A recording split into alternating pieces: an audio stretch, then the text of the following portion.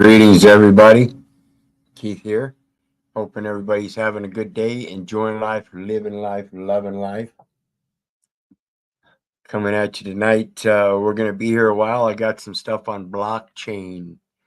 And if you look down in the details section, there's some little bits of things we're going to be going over. And of course, there's PayPal links for anybody that wants to share some love. And let's get into it. Of course, also the StreamYard link is down there for anybody that wants to join the panel. Now, what we're looking at here is Investopedia blockchain. This is the window that should come up when you put that in your search engine. And it's going to come up and it's going to give you all kinds of Investopedia stuff about blockchain. So we're going to go over some of these and just some of them, but they got all kinds of them. Okay. Going to tell you all kinds of facts of what we're dealing with today with the electronic record, which is what we're talking about when we're talking about blockchaining. Blockchaining is actually a way of securitizing information. Okay, it's securitizing a chain of information so that it goes back to source, much like an asset-backed collateral. So when you punch in Investopedia, I'm telling you, don't believe me, don't believe your neighbor, don't believe the government. For crying out loud, do not believe your mother. Learn how to do your research so you know. So when you put in Investopedia blockchain, don't just stop at the top one. Find out what some of these others are talking about, and then even check out outside of Investopedia into other sources. So our first one up tonight is blockchain facts. What is it, how it works, and how it can be used? Whether you realize it or not, you have the ability to create your own blockchain, folks. This is just a new venue to expand into for either personal growth of assets or whatever, emerging economies for private associations, things like that. And so we're going to be talking about the blockchain facts, what it is, how it works, and what it can be used for. What these digital public ledgers are capable of. Blockchain, a digital database or ledger that is distributed among the nodes of peer-to-peer network. Peer-to-peer network. Now, I mentioned this before in a video I did on what's called Hawala. Hawala, what is it and how it works? I believe it was also from Investopedia. And basically what we're talking about is a trust system in the electronic format where you have all these little nodes that stick out in a peer-to-peer system. What we're doing is we're entering our data elements into a public peer-to-peer system. And that peer-to-peer system is just like a private member association where now it's all public property. Sounds a lot like socialism, doesn't it? Well, this electronic format that we have in this digital age allows us to privatize. If you haven't been paying attention, that's why I developed my site the way I did. It's a private address outside of the physical address form. It's a third venue pass-through for communications. So let's get back into it. What is a blockchain? A blockchain is a distributed database or ledger shared among a computer network's nodes. They are best known for their crucial role in cryptocurrency systems for maintaining a secure and decentralized record of transactions, much more a private or declassified. But they are not limited to cryptocurrency uses. Okay? Blockchains can be used to make data in any industry immutable. Hebrews 6, verse 17. The immutable promise to seek counsel in God. The term used to describe the inability to be altered. So when I'm sitting here and I'm talking about your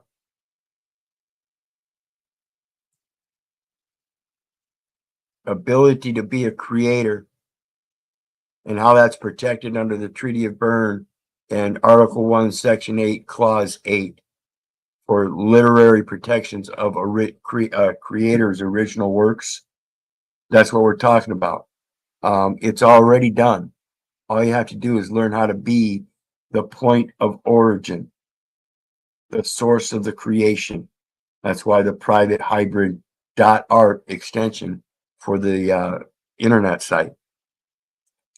So let's get back to it. And it says, because there is no way to change a block, the only trust needed is at the point where a user or program enters data.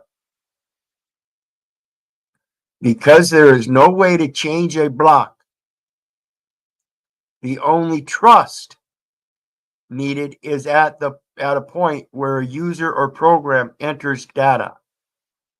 And again, that's because every keystroke has a time certificate that is securitized with it. This is electronic communication data grammar that is also the match of a banking terms for transfers of property and assets.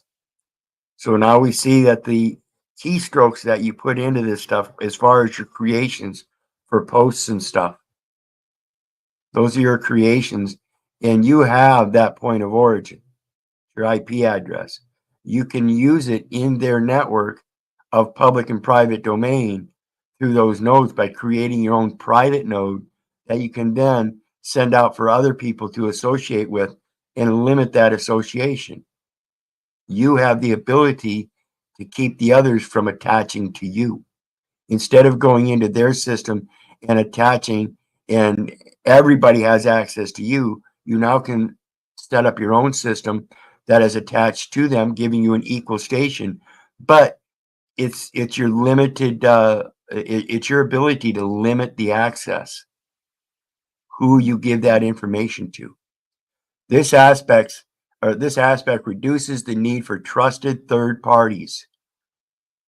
This reduces the need for trusted third parties. A trust shall not fail for want of trustee, so it can operate between two parties, which are usually auditors or other humans that add costs and make mistakes. So again, it's right in line with what I've been saying all along about correcting the record, because that's what's going on. People are making all kinds of mistakes. We now have a venue before us today in these modern times, folks, that helps us eliminate 99% of those mistakes. Why not use it? Think. So let's get back to it. Since Bitcoin's introduction in 2009, blockchain uses have exploded via the creation of various cryptocurrencies, decentralized finance applications, non-fungible tokens, and smart contracts. Okay? Smart contracts. This is a contract venue, like I said. This is youtube.com, streamyard.com, zoom.com, facebook.com, twitter.com. Those are all commercial domain extensions telling you it's a commercial platform. They're dealing with contracts. You have to be smart about it. Key takeaways. Blockchain is a type of shared database that differs from a typical database in the way it stores information. Blockchains store data in blocks linked together via cryptography. In other words, they're shaped, formatted, structured, constructed however you want to look at it that way, so that they all fit together synchronistically. This is what I'm talking about. We have the ability to get rid of 99% of the errors and mistakes. Different types of information can be stored on a blockchain, but the most common use for transactions has been as a ledger. Ledger being for value systems. In Bitcoin's case, blockchain is decentralized so that no single person or group has control. Instead, all users collectively retain control. Now, this is a little bit opposite of what we would think with a socialist system where you're sharing all the property for possession and use. Here, you're sharing actually what would be the sense of a legal title in entry and control. You've entered, and now you have a shared control. You really don't have any property. You see what I'm saying? It's just the data elements. It's intangible at this time. It can be turned into property, but that's for the later on stuff. So, decentralized blockchains are immutable, which means you can't change them, which means that the data entered is irreversible. This is why I tell people to realize that when you're dealing with these platforms and stuff, everything is recorded, no matter what you think. The FCC is recording everything, and that is the part that is immutable. Okay, you're creating an electronic record that's going to stand for eternity, as they say, but in crystal form that can forever be retrieved. It's always going to be there, unchangeable. You can write another blockchain to counteract what that previous blockchain does or says, but the blockchain itself is permanent. For Bitcoin, transactions are permanently recorded and viewable to anyone. How does blockchain work? You might be familiar with spreadsheets or databases. And blockchain is somewhat similar because it is a database where information is entered and stored. But the key difference between a traditional database or spreadsheet and a blockchain is how the data is structured and accessed. A blockchain consists of programs called scripts that conduct the tasks you usually would in a database, entering and accessing information and saving it and storing it somewhere else or somewhere. A blockchain is distributed, which means multiple copies are saved on many machines, and they must all match for it to be valid. So, as I explained in the Hawala, where you're entering in this electronic record system, there's a bunch of these little public nodes sticking out, and every last one of them reaches out and grabs and makes a copy of it. Now there's a system set up where there's so many witnesses that those anodes that pick that up, they can use that against you because it's immutable. It's unchangeable. You now have to come in and repent. It's a simple process, though. It's not like it's evil or anything. Nobody's perfect, and that's why I say we've been doing this all our lives in the paper forms. We've been signing them paper documents. Those get converted into the electronic book entry system. Even if you do a paper form, we're not talking just about these electronic devices. We're talking about everything you've done in life, the birth registration, the registration for public education, your job employment, the SS5, the driver's license, the insurance, all of it. Everything you signed, all been in there. The blockchain collects transaction information and enters it into a block, like a cell in a spreadsheet containing information. Once it is full, the information is run through an encryption algorithm, which creates a hexadecimal number called the hash. The hash is then entered into the following block header and encrypted with the information in the block. This creates a series of blocks that are chained together.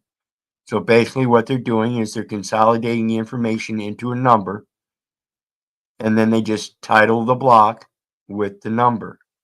The next block is going to have the next number. It creates a positive chain of title. That's pretty much why it's immutable. The transaction process follows, or the transaction process, transactions follow a specific process depending on the blockchain they are taking place on. For example, on Bitcoin's blockchain, if you initiate a transaction using your cryptocurrency wallet, the application that provides an interface for the blockchain, it starts a sequence of events. So,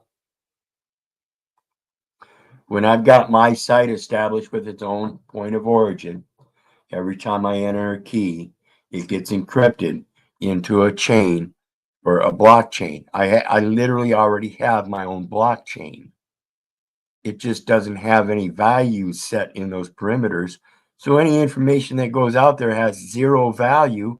That's why my site says not secure, because there's no securities transactions happening for anybody to keep an eye out for.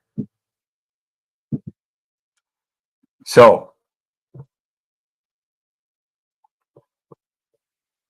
and I do want to remind everybody, please hit that like, share, and subscribe button for me. There's PayPal links down below for anybody who wants to share some love. And there's a StreamYard link for anybody who wants to come up and join the chat. I mean, always open to questions and suggestions and all that. In Bitcoin, your transaction is sent to a memory pool, okay, where it is stored and keyed until a miner or validator picks it up. This is called crypto mining, okay? The only reason a miner or validator would pick it up is because it has some kind of value, like a penny. You see a penny, pick it up all day long, have good luck, all right? They're going to do the same thing, except in this crypto world, a lot of that information out there has a lot more value than a penny, and that's what they're looking for, okay? Once it is entered into a block and the block fills up with transactions, it is closed and encrypted using an encryption algorithm. Then the mining begins. A new transaction is entered. The transaction is then transmitted to a network of peer-to-peer computers scattered across the world. Okay, across the world. This network of computers then solves equations to confirm the validity of the transaction. The transaction is complete. Oops. It says once confirmed to be legitimate transactions, they are clustered together into blocks. These blocks are then chained together, creating a long history of all transactions that are permanent. Then it shows the transaction complete. The entire network works simultaneously trying to solve the hash. Each one generates a random hash except for the nonce, short for number used once.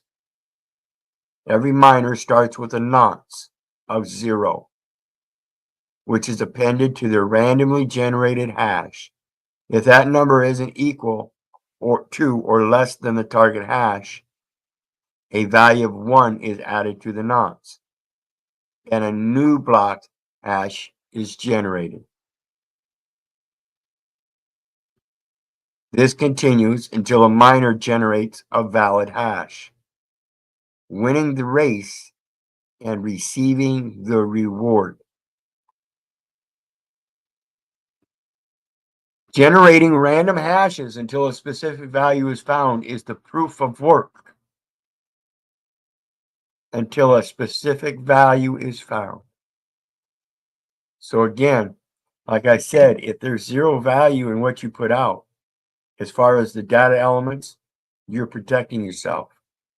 When you're able to discern what the value is, you're able to put out the things that you don't want taken advantage of, and you only put the things that are of value out to certain nodes for validation.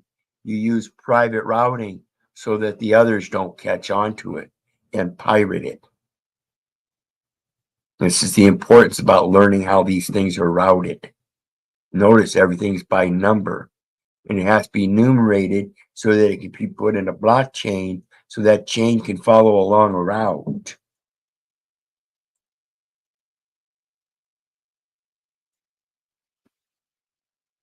You hear so much about it. It proves the miner did the work. The amount of work it takes to validate the hash is why the Bitcoin network consumes so much computational power and energy. The amount of work it takes to validate the hash is why the Bitcoin network consumes so much computational power and energy.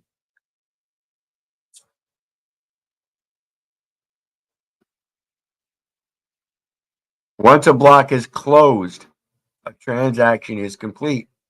However, the block is not considered to be confirmed until 5 other blocks have been validated. Confirmation takes the network about 1 hour to complete because it averages just under 10 minutes per block. So it's not your own block that you're creating, but the information that you are putting out there is included in a block of information that is added to the system in a specific portion of time, a block of time. That's what the block is. It's a timing mechanism, and it's going to keep everything sequential so that all the information that was entered into the system between this time and this time, 10 minutes later, it's going to put it in a block.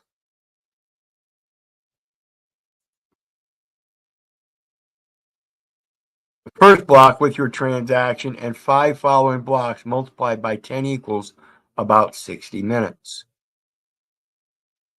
Not all blockchains follow this process. For instance, the Ethereum network randomly chooses one validator from all users with Ether staked to validate blocks, which are then confirmed by the network. This is much faster and less energy intensive than Bitcoin's process. Randomly chooses one validator from all users with either staked or with Ether staked to validate blocks. So you're going around and all from random choosers, you're going to pick one validator. He's going to go around and he's going to validate each block that's staked with Ether. So in here you have multiples all validating one block, and here you have one user validating the blocks all along one chain. Blockchain decentralization. A blockchain allows the data in a database to be spread out among several network nodes, computers or devices running software for the blockchain at various locations. This not only creates redundancy, but maintains the fidelity of the data, the accuracy. It maintains the accuracy, the confidence, the faith. For example, if someone tries to alter a record at one instance of the database, the other nodes would prevent it from happening. This way, no single node within the network can alter information held within it.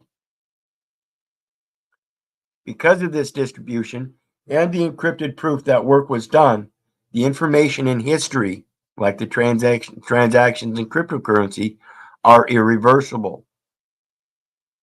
Such a record could be a list of transactions, such as with the cryptocurrency, but it also is possible for a blockchain to hold a variety of other information like legal contracts, state identifications, or a company's inventory. So you can have a blockchain that has multiple different topics.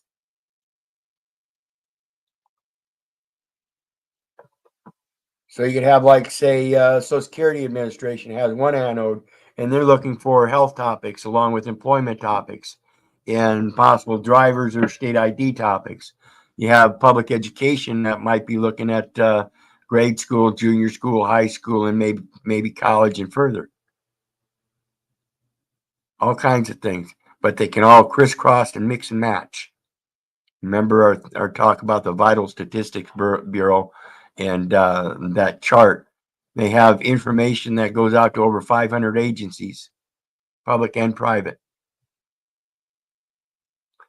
So, blockchain transparency. Because of the decentralized nature of the Bitcoin blockchain, all transactions can be transparently viewed by either having a personal node or using blockchain explorers. Sounds like blockchain miners, huh? That allow anyone to see transactions occurring live.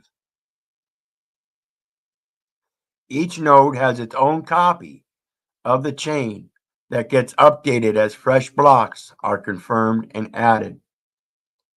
So it's keeping the record as accurately as possible in time, and it's only about 10 minutes behind. It's an amazing system. This means that if you wanted to, you could track a Bitcoin wherever it goes. For example, exchanges have been hacked in the past, resulting in the loss of large amounts of cryptocurrency. While the hackers may have been anonymous, except for their wallet address, the crypto they extracted are easily traceable because the wallet addresses are published on the blockchain. So we see when we learn how to manage our own financial affairs in the electronic venue, we can use that to our own advantage and provide for our own security by making sure we're not putting out the information that they're looking for, like the Social Security number. Because that's what you're doing. You're putting out this information that you're not supposed to be putting out there. You're filling out forms that you're not supposed to be touching. You're supposed to be able to dictate the differences. And I understand it's not your fault. It's not my fault. It's not my parents' fault. It's not really anyone's fault. It's the way it's developed, and we have to learn how to deal with it. We know something's wrong. We can figure out some of the things that are wrong. We need to start dealing with them. And that's what we're talking about today. Again, I used to build and program these computers, and it's one of the most amazing things we have. It's the greatest library on earth. You can get on one of these things and access every bit of information out there. So, of course, the records stored in Bitcoin blockchain, as well as most others, are encrypted. This means that only the person assigned an address can reveal their identity. So you have to be assigned an address to receive notices along that blockchain of people that are entering information. So when people deal with my site, if they want to deal with me, they deal with me through my private hybrid email. That is an address that can reveal their identity. And I'm the only one that can do it. It has to come through my site, and it has to be through that wordwisewarrior.art extension. No other way.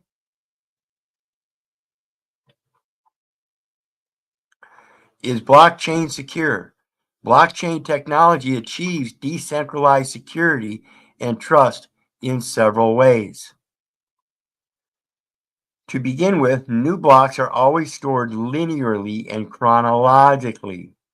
So again, no matter what, I can go to my site when I posted something, and there's going to be a time card with a time certificate with a securities attached to it. It's already secured chronologically in a timeline. That is, they are always added to the end of the blockchain. After a block has been added to the end of the blockchain, previous blocks cannot be changed. A change in any data changes the hash of the block it was in. Because each block contains the previous block's hash, a change in one would change the following blocks. The network would reject an altered block because the hashes would not match. Not all, and this is why I said 99%. Not all blockchains are 100% impenetrable. They are distributed ledgers that use code to create the security level they have become known for. If there are vulnerabilities in the coding, they can be exploited. Again, it's in the coding of the program. For instance, imagine that a hacker runs a node on a blockchain network and wants to alter a blockchain and steal cryptocurrency from everyone else. If they were to change their copy, they would have to convince the other nodes that their copy was the valid one. They would need to control the majority of the network to do this and insert it at just the right moment. That act would show up in the blockchain as the point of origin for the fault, for the error, the point that shows that it was not impenetrable.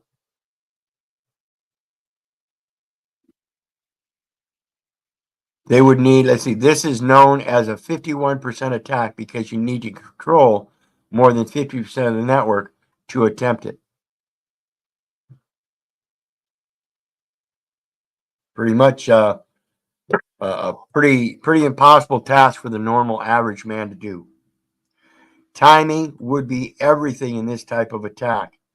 By the time the hacker takes any action, the network is likely to have moved past the blocks they were trying to alter, like I said, about 10 minutes. This is because the rate at which these networks hash is exceptionally fast. The Bitcoin network hashed 348.1 exahashes per second. That's 18 zeros behind that. Bitcoin versus blockchain. Blockchain technology was first outlined in 1991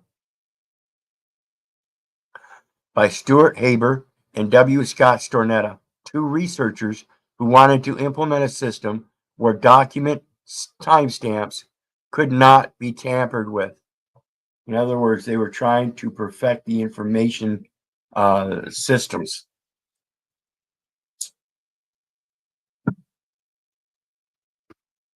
But it wasn't until almost 2 decades later, with the launch of Bitcoin in January 2009, that blockchain had its first real-world application. The Bitcoin protocol is built on a blockchain. In a research paper introducing the digital currency, Bitcoin's pseudonymous creator, Satoshi Nakamoto, referred to it as a new electronic cash system that's fully peer-to-peer with no trusted third party.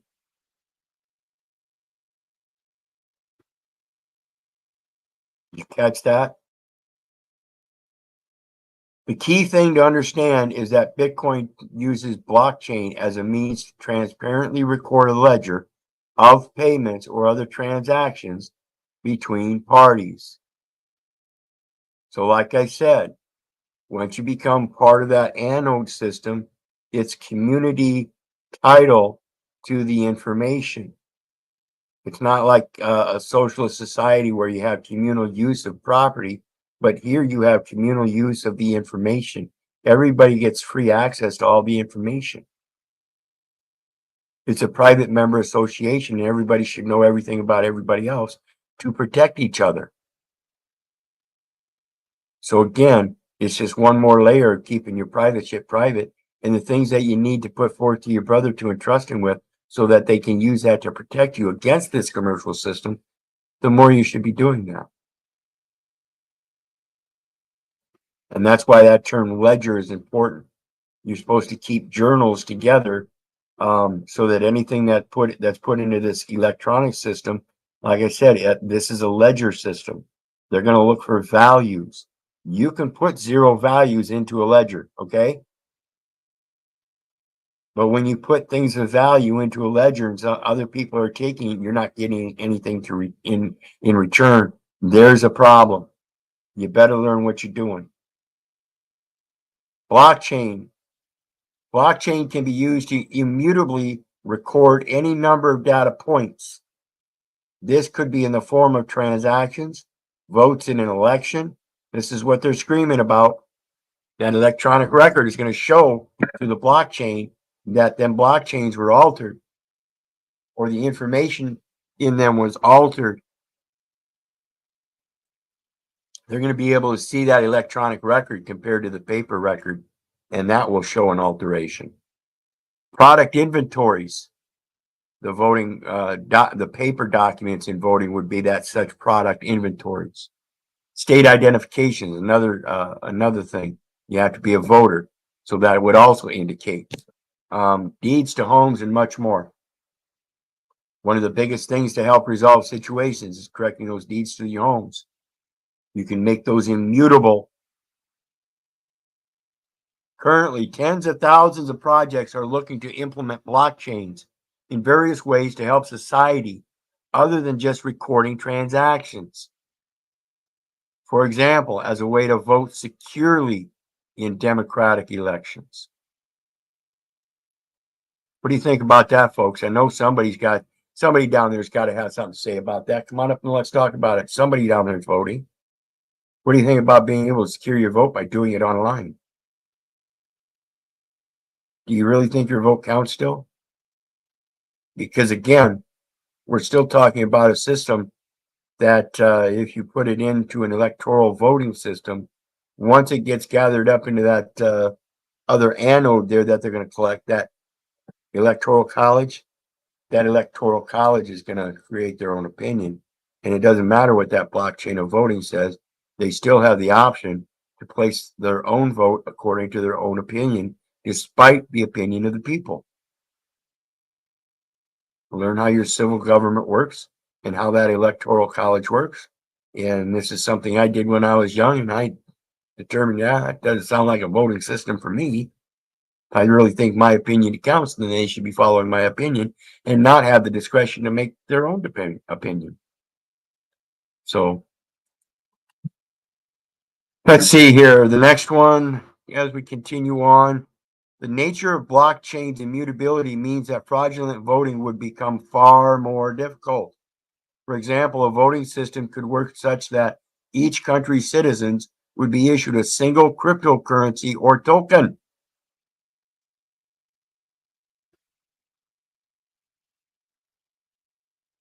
So basically, you would hand over a single cryptocurrency for your vote.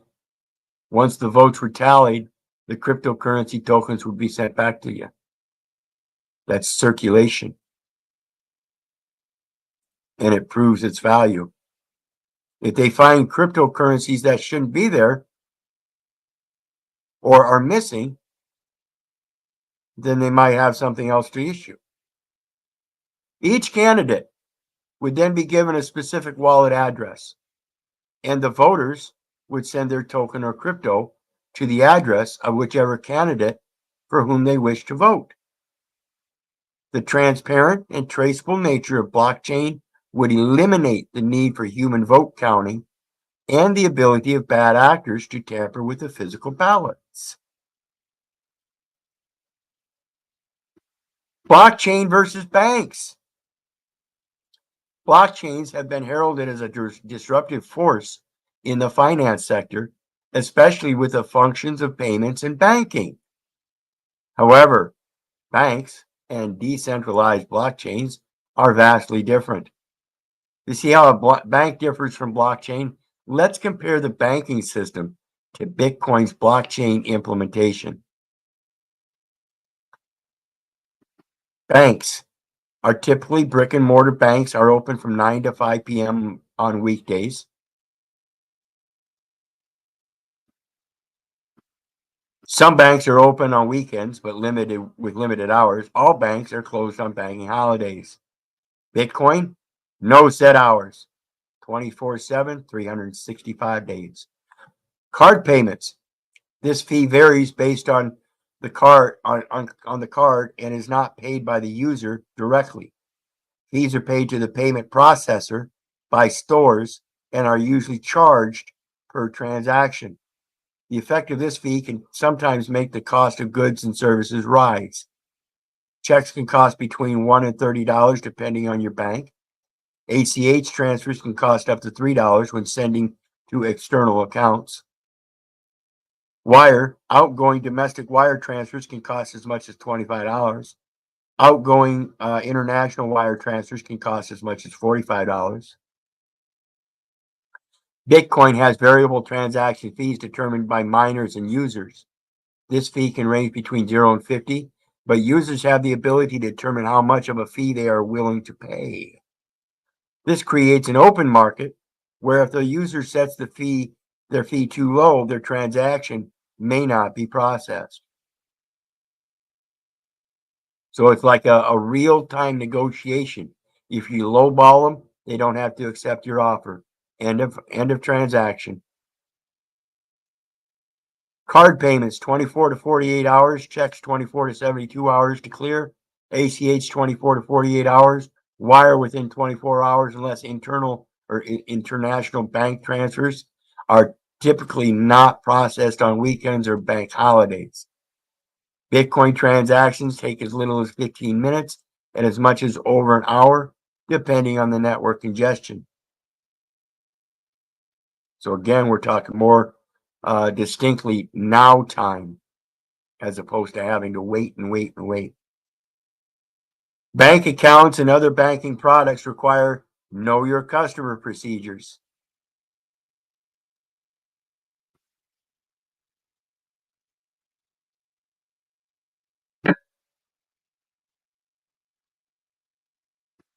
How do we do this? My computer is glitching somewhere.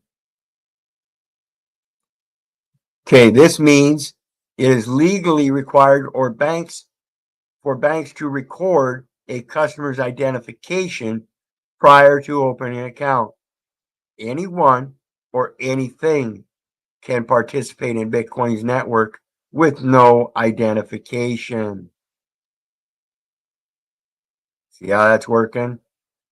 In theory, even an entity equipped with artificial intelligence could participate.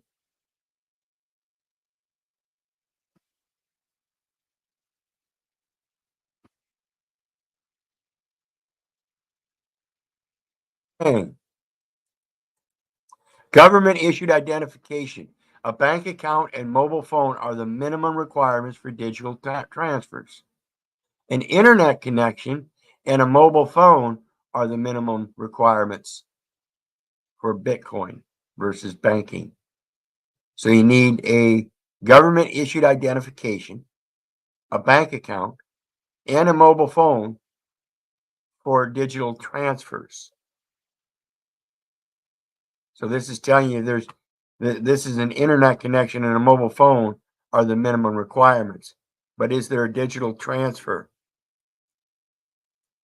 Depends on the value. Depends on the miner, what they're looking for. Bank account information is stored on the bank's private servers and held by the client. Bank account privacy is limited to how secure the bank's servers are and how well the individual user secures their own information.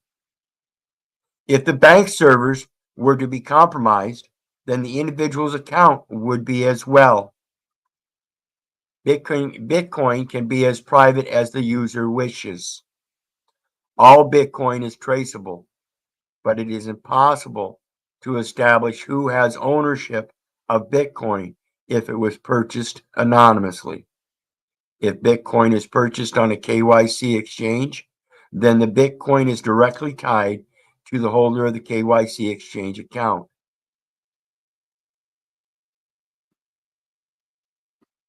Assuming the client practices solid internet security measures, like using secure passwords and two-factor authentication, a bank account's information is only as secure as the bank's server that contains client account information. The larger the Bitcoin network grows, the more secure it gets. The level of security a Bitcoin holder has with their own Bitcoin is entirely up to them. For this reason, it is recommended that people use cold storage for larger quantities of Bitcoin or any amount that is intended to be held for a long period of time. Approved transactions. Banks reserve the right to deny transactions for a variety of reasons. Banks also reserve the right to freeze accounts. Interesting how that looks, huh? If your bank notices purchases in unusual locations or for unusual items, they can be denied. The Bitcoin network itself does not dictate how Bitcoin is used in any shape or form. Users can transact Bitcoin how they see fit, but should also adhere to the guidelines of their country or region. So we're talking about local servers and local policies versus international servers that are secure and international policy. Account seizure. Due to KYC laws, governments can easily track people's bank accounts and seize the assets within them for a variety of reasons. If Bitcoin is used anonymously, governments would have a hard time tracking it down to seize it. This is why they are having a problem with crypto coins, digital coins. They want to control it so they can track it. And remember that thing about the voter, and everybody's going to have that coin for themselves so they can vote. That's the basic concept. They want to gather up all the crypto coins and be able to distribute the crypto coin themselves. But again, that's just making you a node of their public system. If you're going to use any kind of crypto coin of some sort, you should learn how to create your own. It's for emerging economies. How are blockchains used? As we know, blocks on Bitcoin's blockchain stored transactional data. Today, more than 23,000 other cryptocurrency systems are running on a blockchain. But it turns out that blockchain is a reliable way of storing data about other types of transactions. Some companies experimenting with blockchain include Walmart, Pfizer, AIG, Siemens, and Unilever, among others. For example, IBM has created its Food Trust blockchain to trace the journey that food products take to get to their locations. Why do this?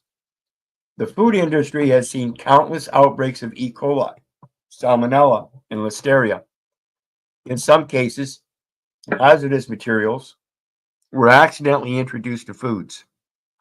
In the past, it has taken weeks to find the source of these outbreaks for the cause of sickness from what people are eating. Using blockchain allows brands to track a food product's route from its origin through each stop it makes to delivery. Not only that, but these companies can also now see everything else it may have come in contact with, allowing the identification of the problem to occur far sooner, potentially saving lives. All for your safety, folks. This is one example of blockchain in practice, but many other forms of blockchain implementation exist. Banking and finance. Perhaps no industry stands to benefit from integrating blockchain into its business operations more than banking. Financial institutions only operate during business hours, usually 5 days a week. That means if you try to deposit a check on Friday at 6 p.m., you would likely have to wait until Monday morning to see that money hit your account. Even if you make your deposit during business hours, the transaction can still take 1 to 3 days to verify due to the sheer volume of transactions that banks need to settle. Blockchain, on the other hand, never sleeps. By integrating blockchain into banks, consumers might see their transactions processed in minutes or seconds. We see this today. You can walk up to a store, use your card. By the time you walk back home, 10 minutes later, you get on the site, it's already been pushed through. Like I said, blockchain, 10 minutes, done. So the time it takes to add a block to the blockchain, regardless of holidays or the time of day or week. With blockchain, banks also have the opportunity to exchange funds between institutions more quickly and securely. So they can use the electronic system in the finance world to help get rid of the definitive paper documents that are being signed in wet ink signatures that take days to verify and then still make it through that verification and end up being fraudulent, known as securities frauds. So it's again 99% correction rate. They're going to be able to correct a lot of things with this blockchain stuff. I urge you to learn how to use it so you can correct things for yourself. Given the size of the sums involved, even the few days the money is in transit can carry significant costs and risks for banks. The settlement and clearing process for stock traders can take up to 3 days or longer trading internationally, meaning that the money and shares are frozen for that period. Blockchain could drastically reduce that time. Think about doing a blockchain bankruptcy. See what happens there? Currency, instead of taking years, it's a matter of a day or two and everything's done. Blockchain forms the bedrock for cryptocurrencies like Bitcoin. The US dollar is controlled by the Federal Reserve. Under this central authority system, a user's data and currency are technically at the whim of their bank or government. If a user's bank is hacked, the client's private information is at risk.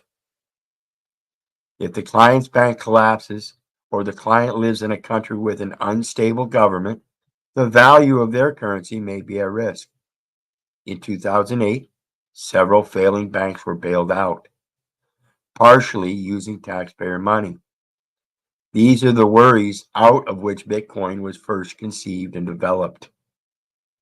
So it's actually going to prevent those kind of intermeddlings by these third parties that would cause you detriment.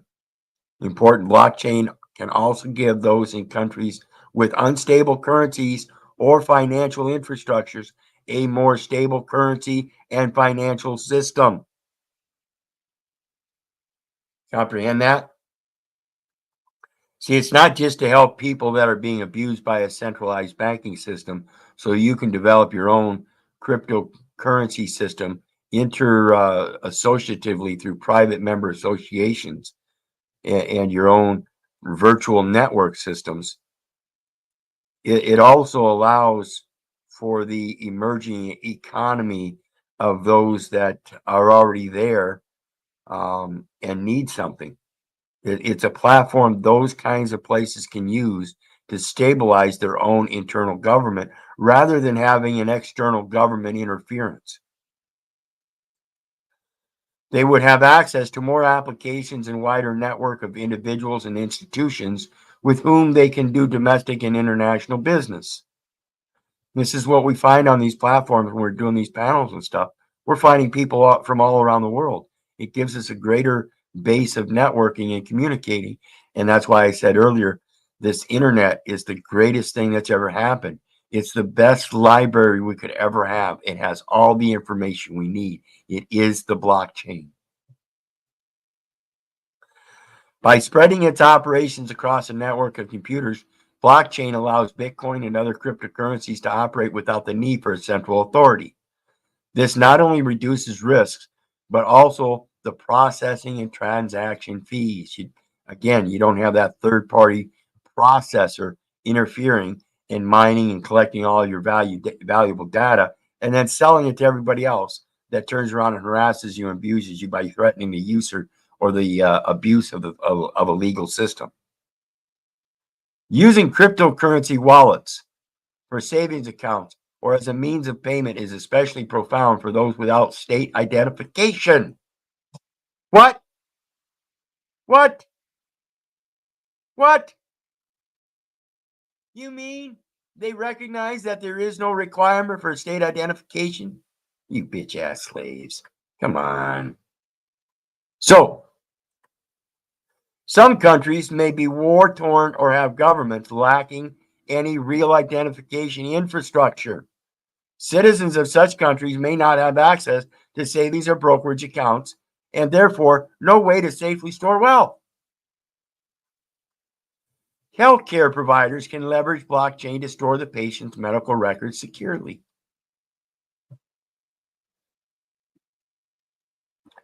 When a medical record is generated and signed, it can be written into the blockchain, which provides patients with the proof and confidence that the record cannot be changed. In this digital age, with the enumeration at birth, there is a place that you can enter in a record in this blockchain of records, a medical record that says not required to register. Just a tip, not legal advice. These personal health records could be encoded and stored on the blockchain with a private key so that they are only accessible to specific individuals, thereby ensuring privacy. Specific means species or special, meaning the individuals have been specified and thereby named, and no others are allowed.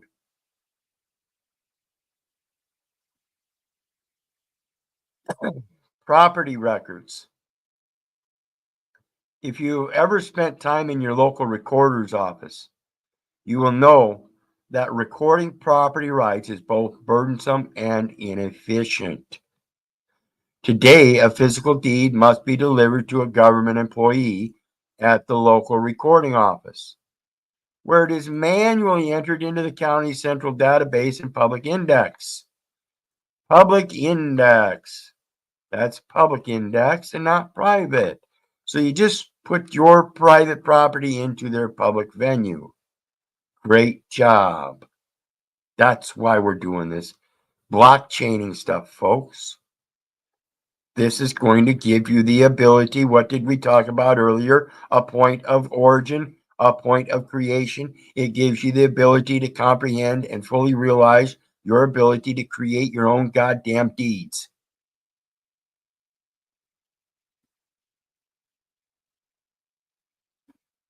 In the case of a property dispute, claims to the property must be reconciled with the public index.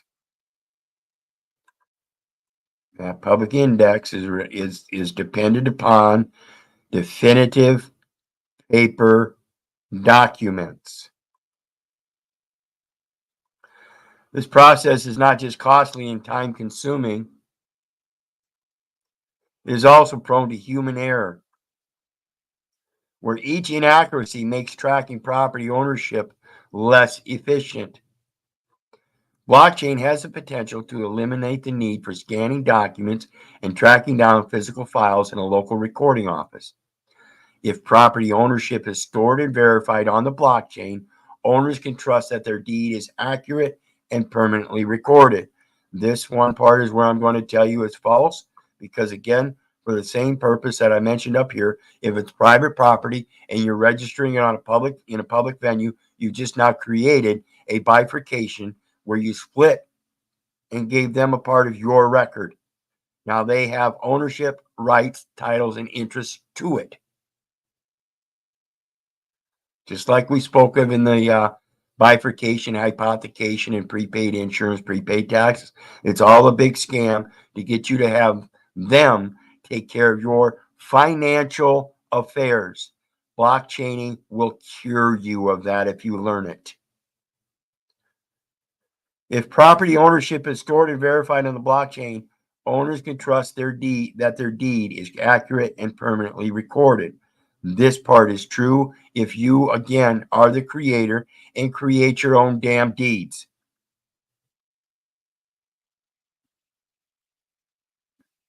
In war-torn countries or areas with little to no government or financial infrastructure and no recorder's office, proving property ownership can be nearly impossible.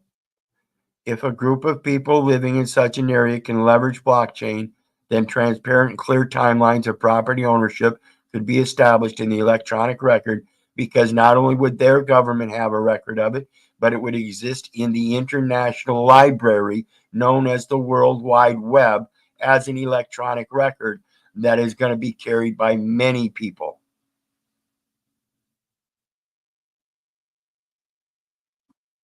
Smart contracts. A smart contract is a computer code that can be built into the blockchain to facilitate a contract agreement. Smart contracts operate under a set of conditions to which users agree. Again, this is why it's important to understand how this electronic format works, and that it is a contract venue, and that when you sign up to establish your own website, you need to be very careful about what you're doing, because it is already set up as smart contracting. Therefore, you have to be smart about what you're doing. I did not develop my site as a .com because I knew I was not going to be performing commercially. So I chose one that would exuberate or extend the concept of being a creator and having that literary and artistic protection by using .art as the domain extension.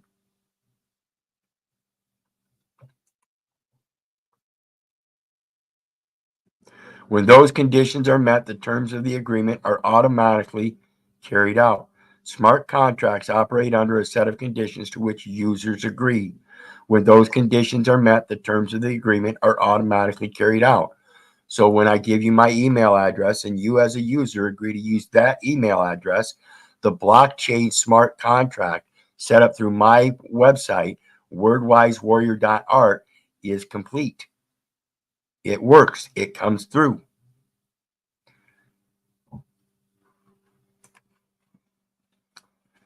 A smart contract is a computer code that can be built into the blockchain. Oops, wrong one. Say, for example, that a potential tenant would like to lease an apartment using a smart contract. The landlord agrees to give the tenant the door code to the apartment as soon as the tenant pays the security deposit. The smart contract would automatically send the door code to the tenant when it was paid. So it's going to take upon electronic transfer of information.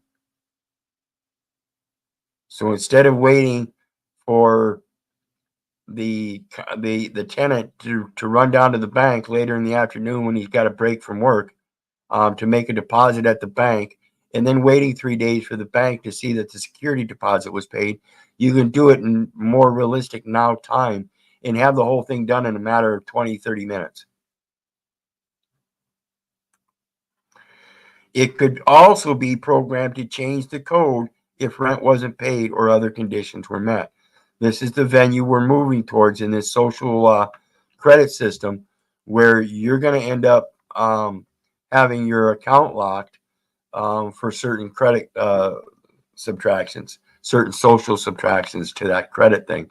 You're going to have, say, so much money you can spend, and based upon your social credit score, but you get a mark against your social credit score, so they automatically cut the amount in your account, so you no longer have as much to spend. You still might have something to spend, but instead of buying what you thought you were going to buy, you might want to hold on to it and wait till the next time that you can re-up those social credits. And see, now you're stuck on somebody else determining values and stuff by being able to manage the switches. So it's very important to remember that when you're getting involved in these smart contracts on the internet, you know what you're doing. It's same with any other contract. You better know how those electronic transfers and everything work. Otherwise, they can come swap something with you and you not even know it. It's what we're dealing with right now with my companion, and the fact that they came in and garnished her account. It was from an old loan or something that her daughter took out that she co-signed on. and they couldn't get it from her daughter, and so now they came after her and didn't even know anything about it. And of course, it's a third-party debt collection, so we've got to deal with that and prove that the blockchain is that their course in the courts doesn't prove by the blockchain. Blockchain's been going on since 2006. That's the electronic record. They just didn't call it blockchain then. As in the IBM Food Trust example, suppliers can use blockchain to record the origins of materials that they have purchased.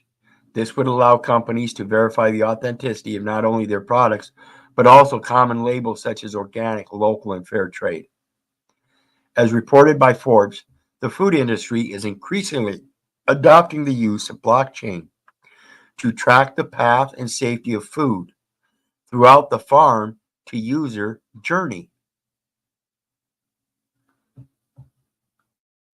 Like they mentioned earlier, easy to track down salmonella and diseases and stuff. Voting, as I mentioned above, blockchain could facilitate a modern voting system. Voting with blockchain carries the potential to eliminate election fraud and boost voter turnout both, and was tested in November 2018 midterm elections in West Virginia. Using blockchain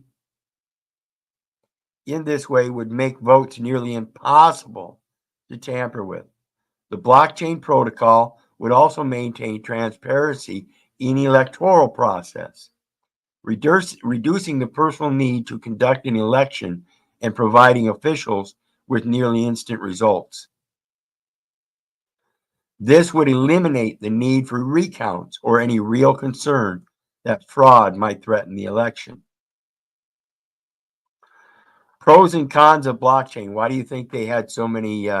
They had the issue with the mail-in voters in that in the last election, because they were trying to avoid or go around, evade what they're attempting to do with the electrical voting.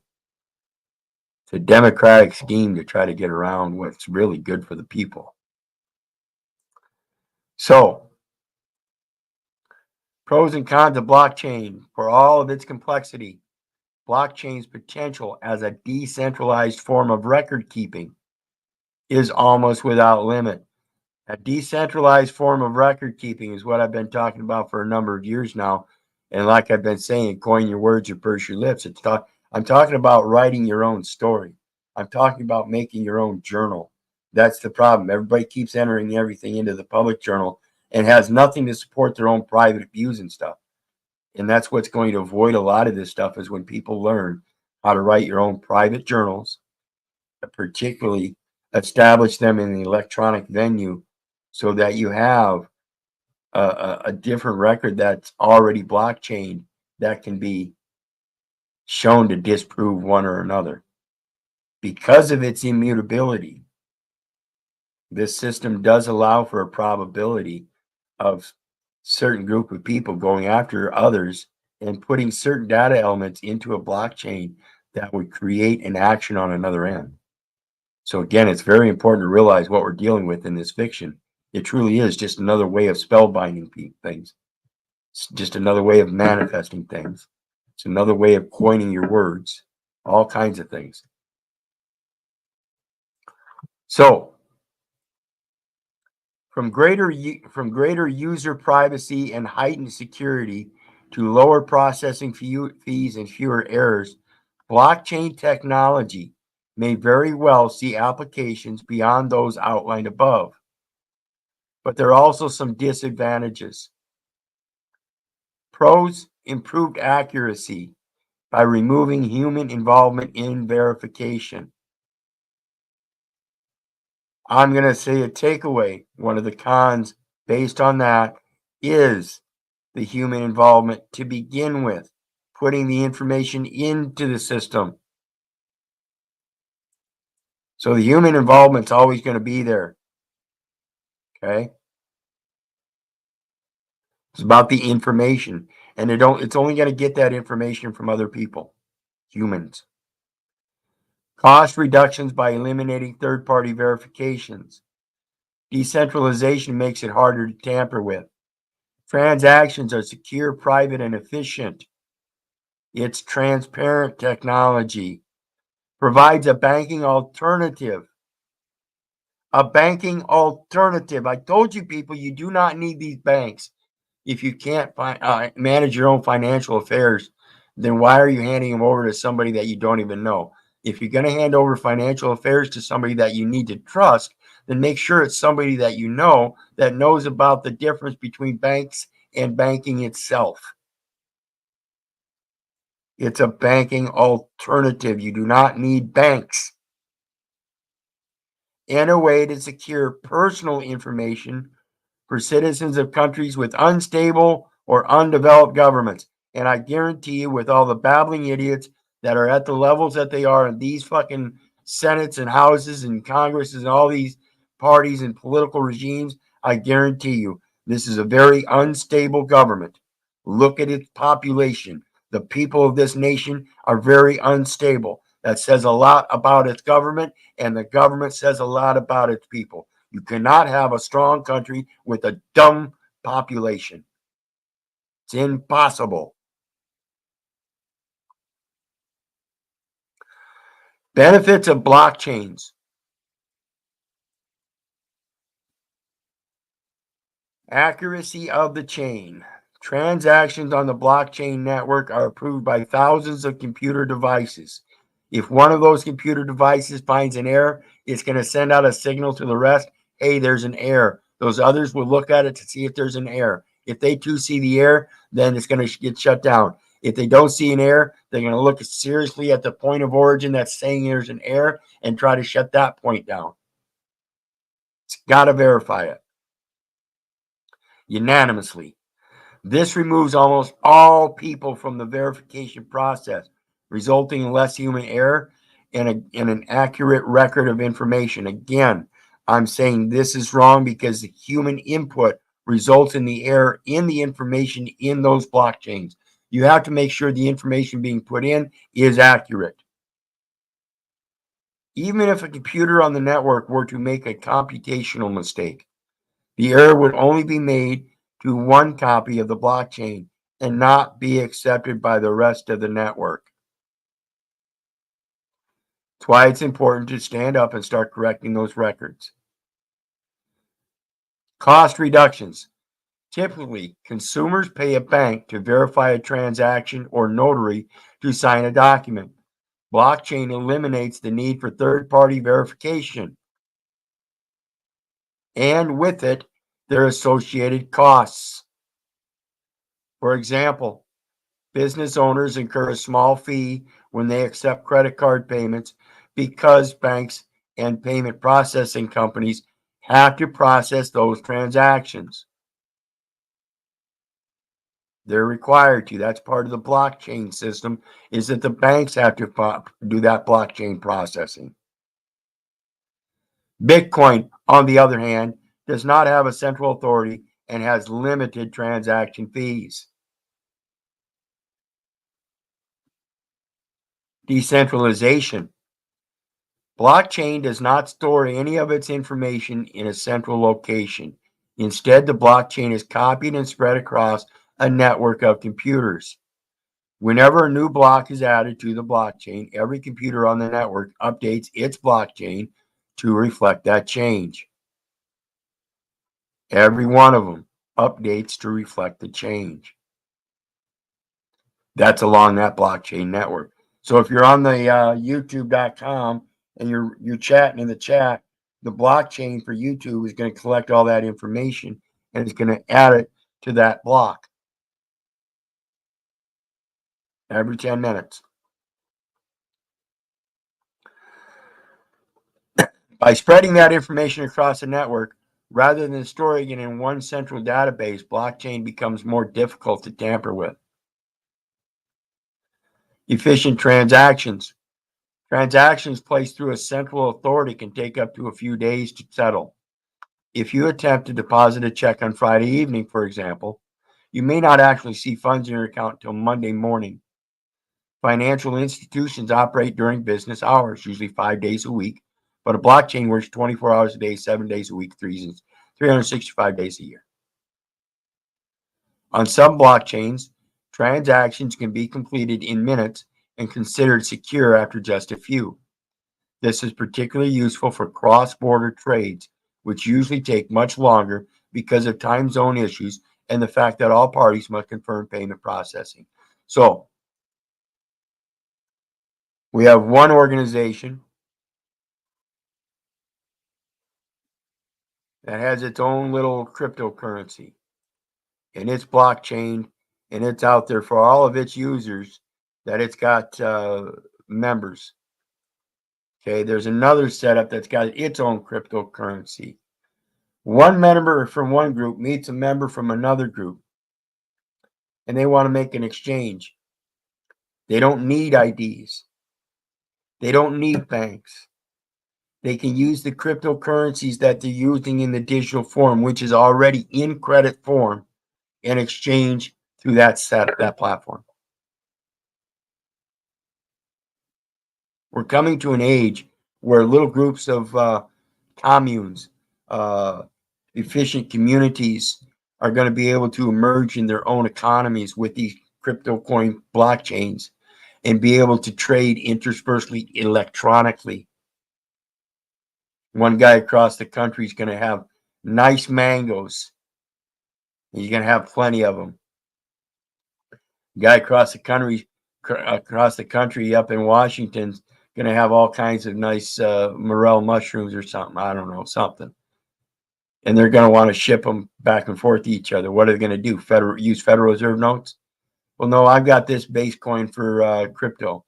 Well, I've got this base coin. Well, they can go to a third Bitcoin company and each buy the amount of a third base Bitcoin and stay totally out of the public monetary system. Again, that's that smart contracting where you can keep your contract private between two parties by using a third-party converter instead of a bank converting, because then you still use a blockchain that is verified in time. So let's keep going here. Private transactions. Many blockchain networks operate as public databases, meaning anyone with an internet connection can view a list of the network's transaction history, much like going to YouTube and looking at all the videos. Those are transactions within the history of YouTube, and they're all blockchained in chronological order in a lineal way. It's been happening for a long time. They just determined to call it blockchaining in 2009. It's always been the same. It's been the development of keeping information private and secure. Again, folks, I used to build and program these things. It's a simple if-then-go-to program. And as long as you can keep that pathway private, guess what? Hackers can't get it. So although users can access transaction details, they cannot access identifying information about the users making those transactions. It is a common misperception that blockchain networks like Bitcoin are fully anonymous. They are actually pseudonymous or pseudonymous because there is a viewable address that can be associated with the user if the information gets out. That's that IP address again. Always. Secure transactions. Once a transaction is recorded, its authenticity must be verified by the blockchain network. After the transaction is validated, it is added to the blockchain block. This is what they're using to prevent hackers access to these systems, and it is getting much better. They're still able to get into them, certain ones, but this is what they're doing. They're trying to enhance the system, the AI, so it will lock itself. Each block on the blockchain contains its unique hash and the unique hash of the block before it. Therefore, the blocks cannot be altered once the network confirms them. Transparency. Most blockchains are entirely open source software. This means that everyone can view its code. Everyone can view its code. This gives auditors the ability to review cryptocurrencies like Bitcoin for security.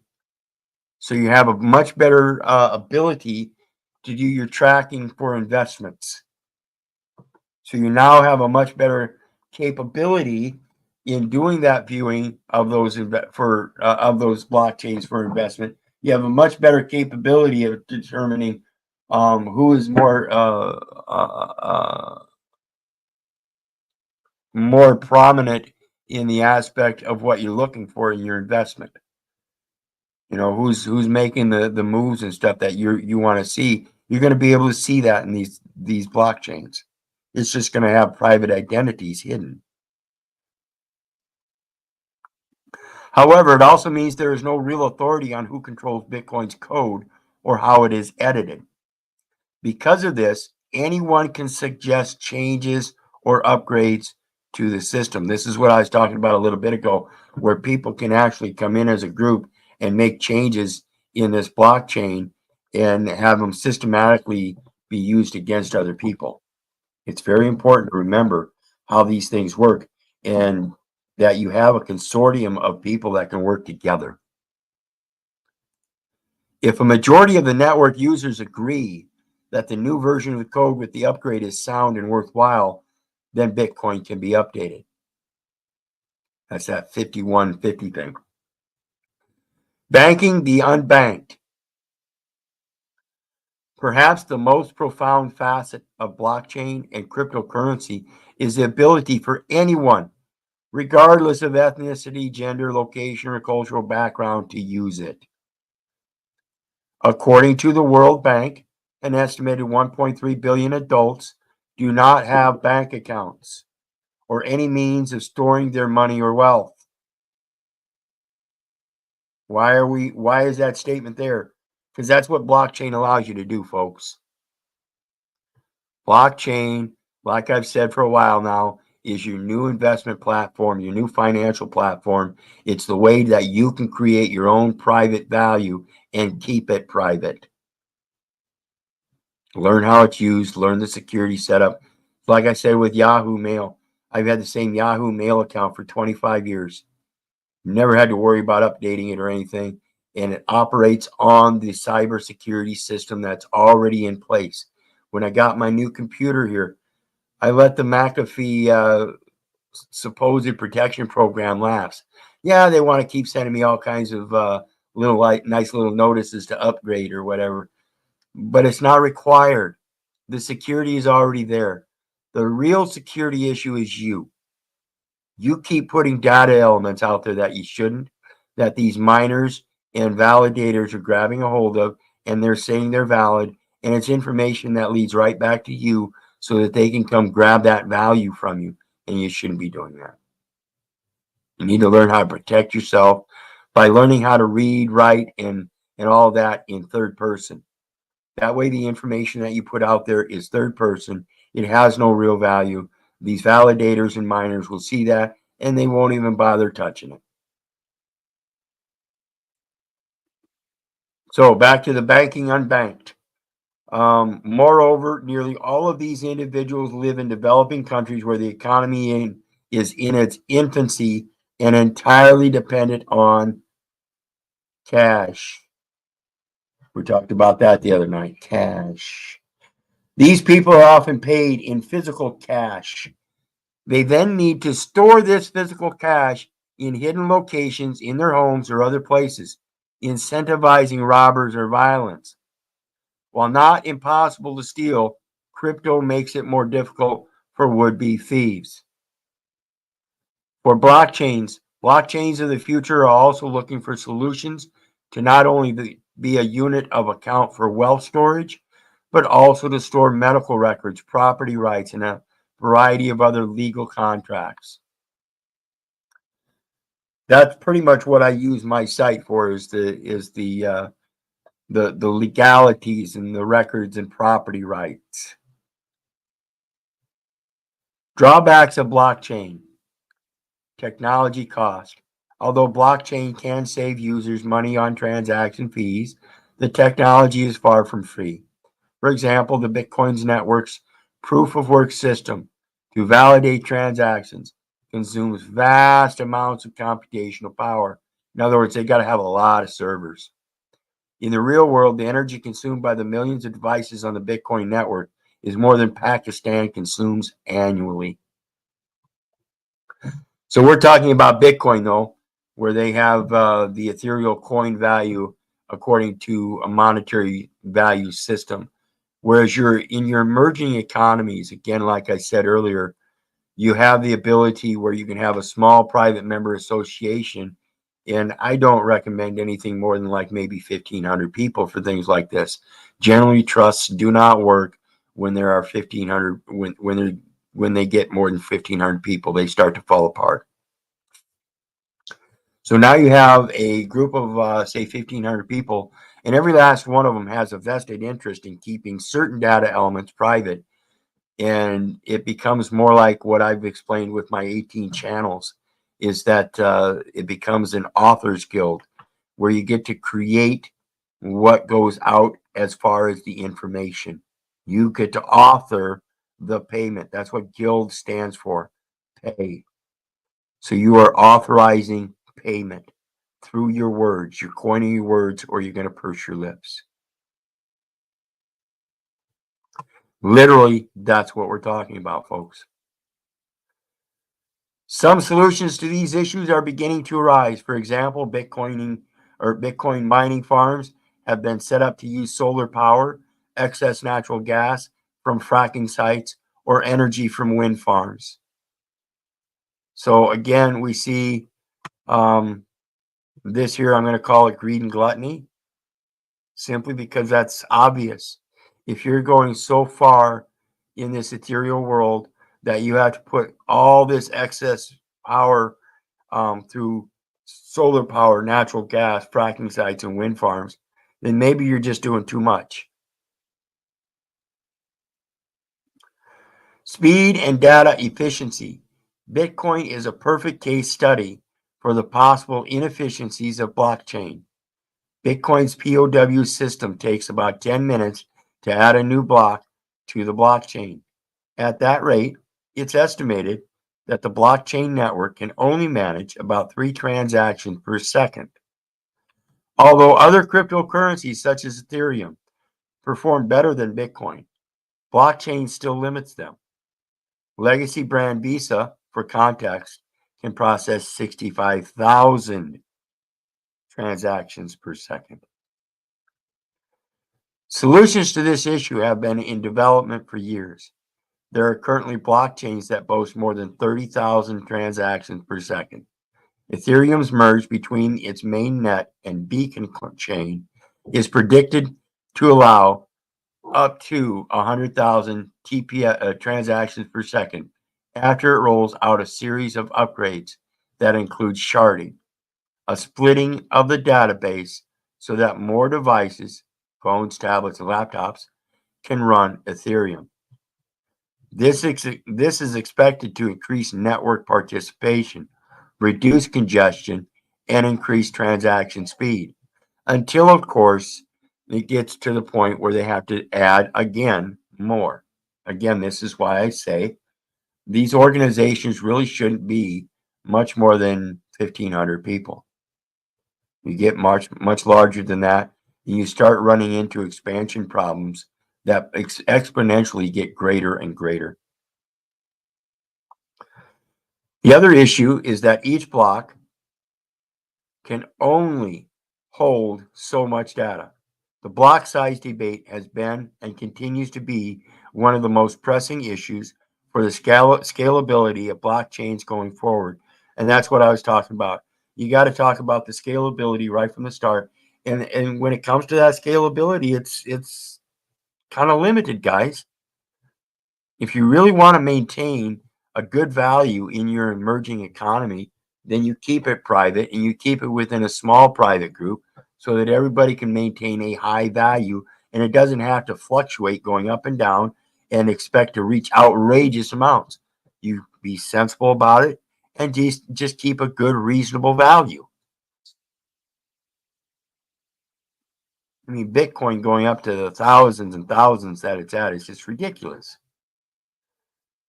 Illegal activity. While confidentiality on the blockchain network protects users from hacks and preserves privacy, it also allows for illegal trading and activity on the blockchain network. This is why I said make sure the information you put out there doesn't have any value to anybody. The most cited example of blockchain being used for illicit transactions is probably the Silk Road, an online dark web illegal drug and money laundering marketplace operating from February 2011 until October 2013, when the FBI shut it down. The dark web allows users to buy and sell illegal goods without being tracked by using the Tor browser and make illicit purchases in Bitcoin or other cryptocurrencies.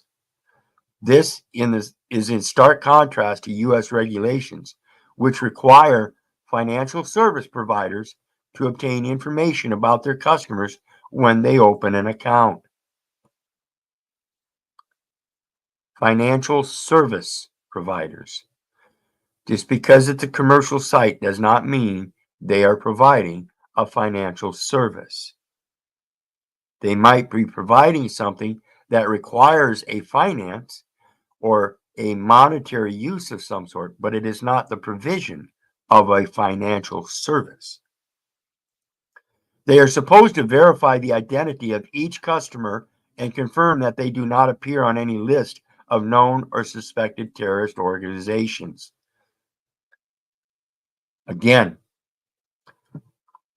like I said, if you have an international website and you use that as your central point of origin or your point of origin as the creation point, and they can find that, that's your address. They don't need a physical address.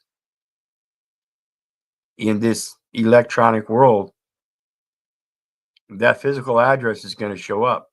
On my site, it's there.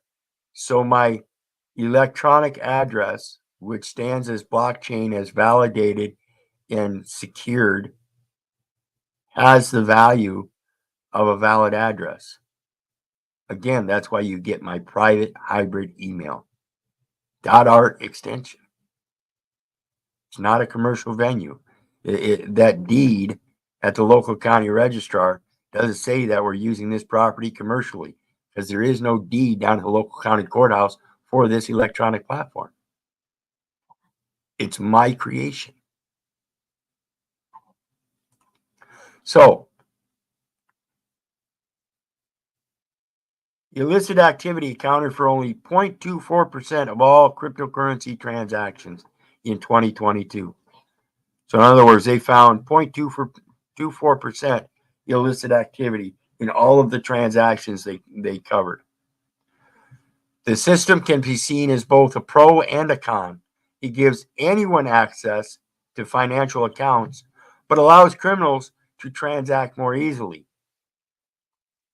Many have argued that the good uses of crypto, like banking the unbanked world, outweigh the bad uses of cryptocurrency, especially when most illegal activity is still accomplished through untraceable cash. Again, even in cash, on those documents known as cash, that's what they are. It's just documents, pieces of paper, signed instruments, and that's known as cash technically. When we look at that, that's just information.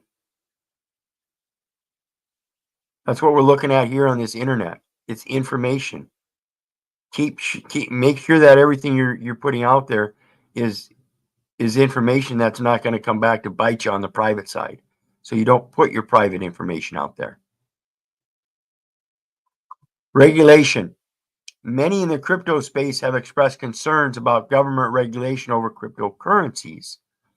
While it is getting increasingly difficult and near impossible to end, something like Bitcoin, as its decentralized network grows, governments could theoretically make it illegal to own cryptocurrencies or participate in their networks. Again, this is their base of trying to regulate something that is not regulatable. Okay. However, I do pose again, like it mentions here, many in the crypto space have expressed concern about government regulation over cryptocurrencies. Oops, wrong one. Where did it say?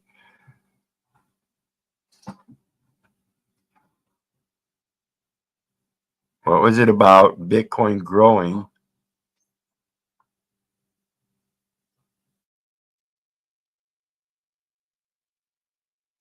Anyway, the growth of Bitcoin being so expansive, like I said, I don't think that's very good for anybody. Sure, you might seem like you're in it for the money and you got good money in it now, but what's happening is there are a lot of people in that system that, in my eyes, are going to end up getting taken advantage of because at some point things that keep growing at that kind of a rate or a size, like I said, exponentially like that, they're going to collapse. They always do.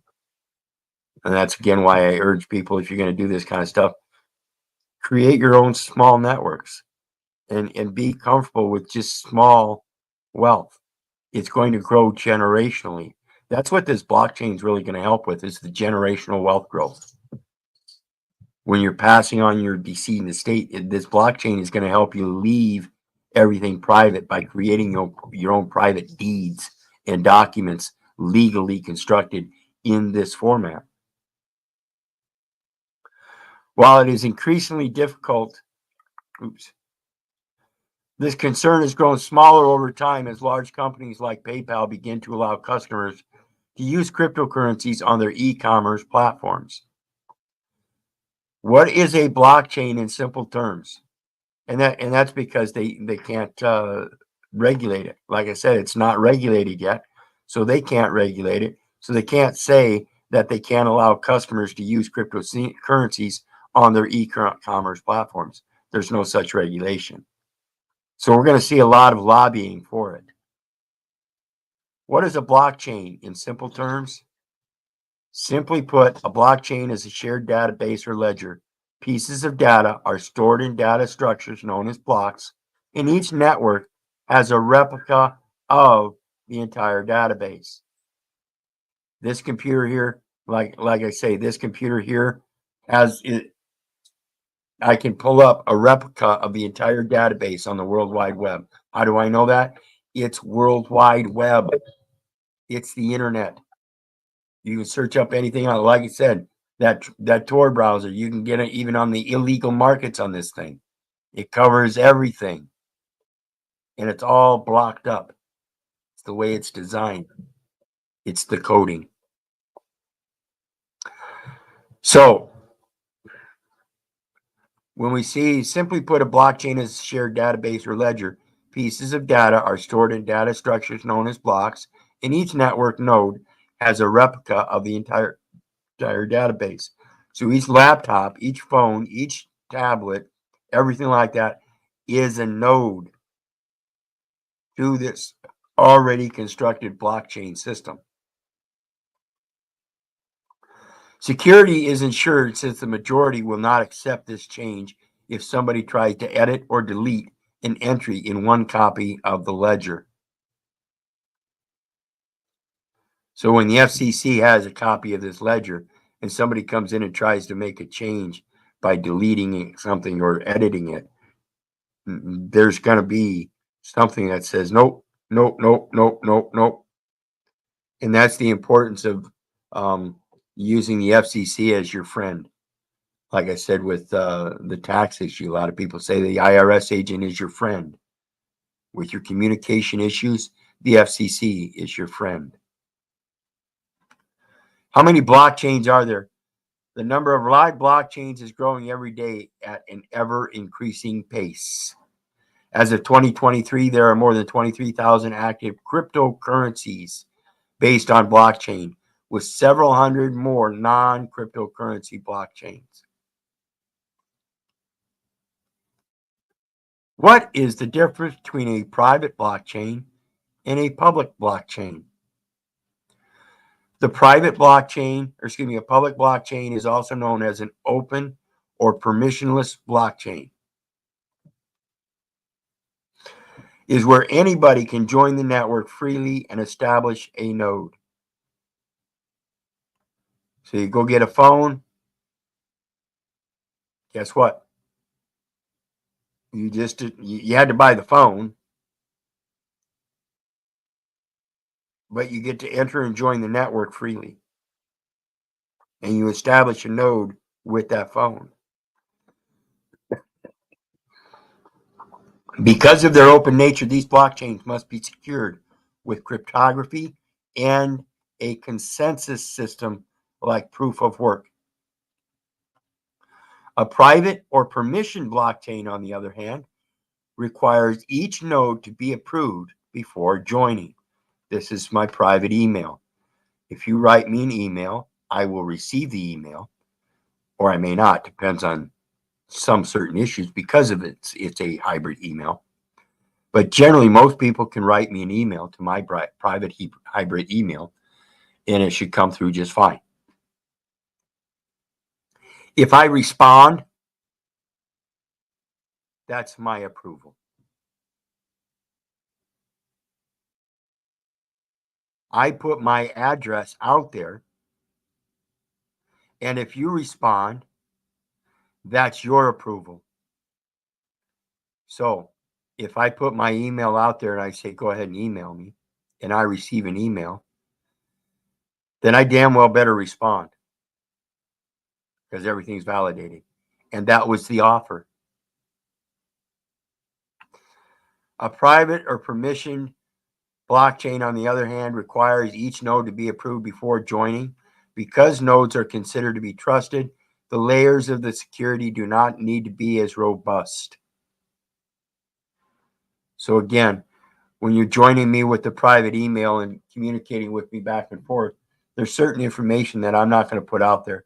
And while you're communicating with me in those private emails, if you give me information that I don't think I should have, I'm going to let you know you shouldn't be putting that information out there. Don't trust me. Don't trust your neighbor. Don't trust the government. And for crying out loud, don't trust your mother.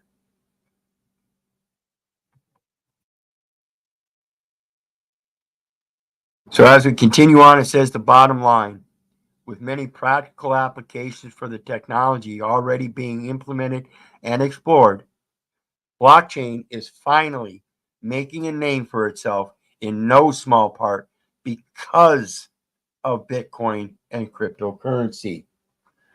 A buzzword on the tongue of every investor in the nation, blockchain stands to make business and government operations more accurate, efficient, secure, and cheap with fewer middle men. I urge you, the best way to make that happen is to learn this stuff yourself so you can help induce that reaction by knowing how to use it and using it appropriately to drive it in that direction. This is good for everybody, in my firm opinion. So as we finish up on this one, we've got several more to go. It says, as we head into the third decade of blockchain, it is no longer a question of if legacy companies will catch on to the technology. It's a question of when. Today, we see a proliferation of NFTs and the tokenization. This is non-fungible tokens and the tokenization of assets.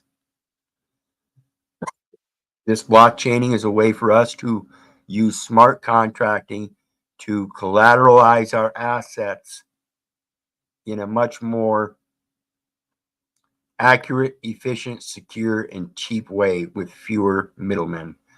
We don't need to go to the county registrar to to record our deed. We can draw up our legal documents here on this internet and have our own site and record them there. and have them validated through the blockchain. Again, if the information I posted on my site was in error, they would not have allowed me to post it. It is validated and secured. Despite the thing that says not secure, the site itself is not secure. The information is. The site itself is not secure because it's not commercialized. There's no value. So go ahead and try to mine and validate what isn't there. Nobody's going to come looking because of that. It's a safety mechanism.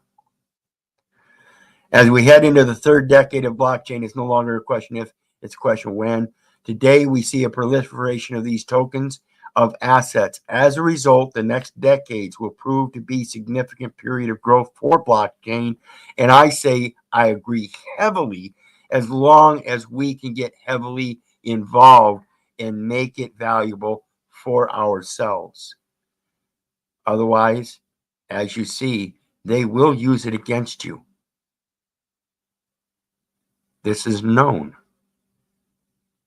They will take those data elements, they will mine them, they will validate them, they will sell them, and you won't see a penny until the debt collector comes looking for their debt. So again, be careful what you're doing. Let's look. Okay,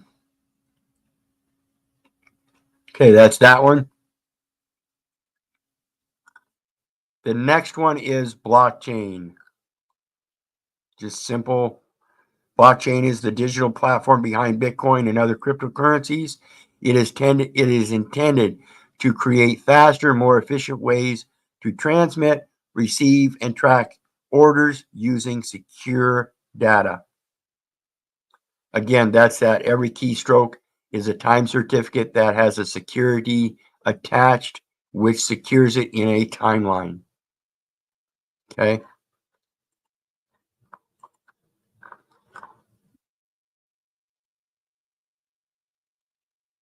What is blockchain, or what is a block in crypto blockchain, and how does it work? Blocks are data structures within the blockchain database where transaction data in a cryptocurrency blockchain are permanently recorded. So it's much like the definitive paper record where you have an application, which is the block. And it's got data structures. It's got a bunch of blanks on there that they want you to fill in with information. Okay. Then they're going to turn around, they take that application back from you, and they're going to put it in a nice little drawer, along with the other blocks, creating a blockchain. A block records some or all of the most recent transactions not yet validated by the network. Once the data are validated, the block is closed. Then a new block is created for new transactions to be entered in and validated. A block is thus a permanent store of records that, once written, cannot be altered or removed. This is the same thing with the definitive paper record. They say that once you enter the document, you cannot alter or remove it. Cannot be changing things that were already supposed to be admitted as facts. That would mean that when you entered them, they weren't facts, and therefore you lied. This is what the cryptocurrency or the blockchain system is doing, is it's making sure that the facts that are entered are going to be considered as true and correct. Now, the problem with that, again, like I said, is that if we have a human input system, then we still have to look at the human input as maybe possibly being errored. And therefore, even though the information is validated with other electronic formats, it may be validated but not accurate yet. So again, that 99% of accuracy, we still have to worry about what we're putting in first. So the key takeaways. A block is a place in a blockchain where information is stored and encrypted. Blocks are identified by long numbers that include encrypted transaction information from previous blocks and new transaction information. So when we're tying these blocks together, it's like I said, we're talking about generational.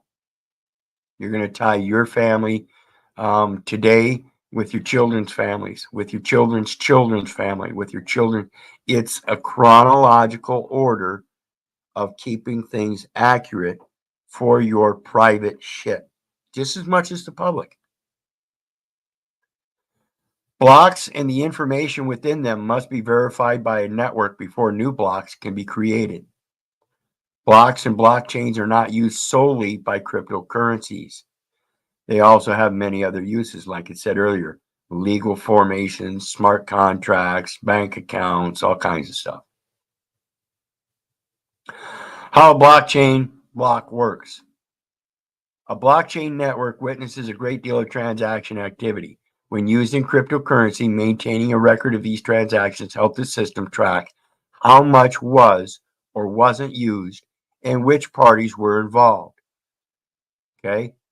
So again, like I said, if you've got a small community of 1,500 people and you've got all the property in that community and they all have access to legal title and use of the information of that property, then you get to use that system to determine which parties get to use what property. So say you got a community of 1,500 people, you got a certain Newsweek thing that you put out every week.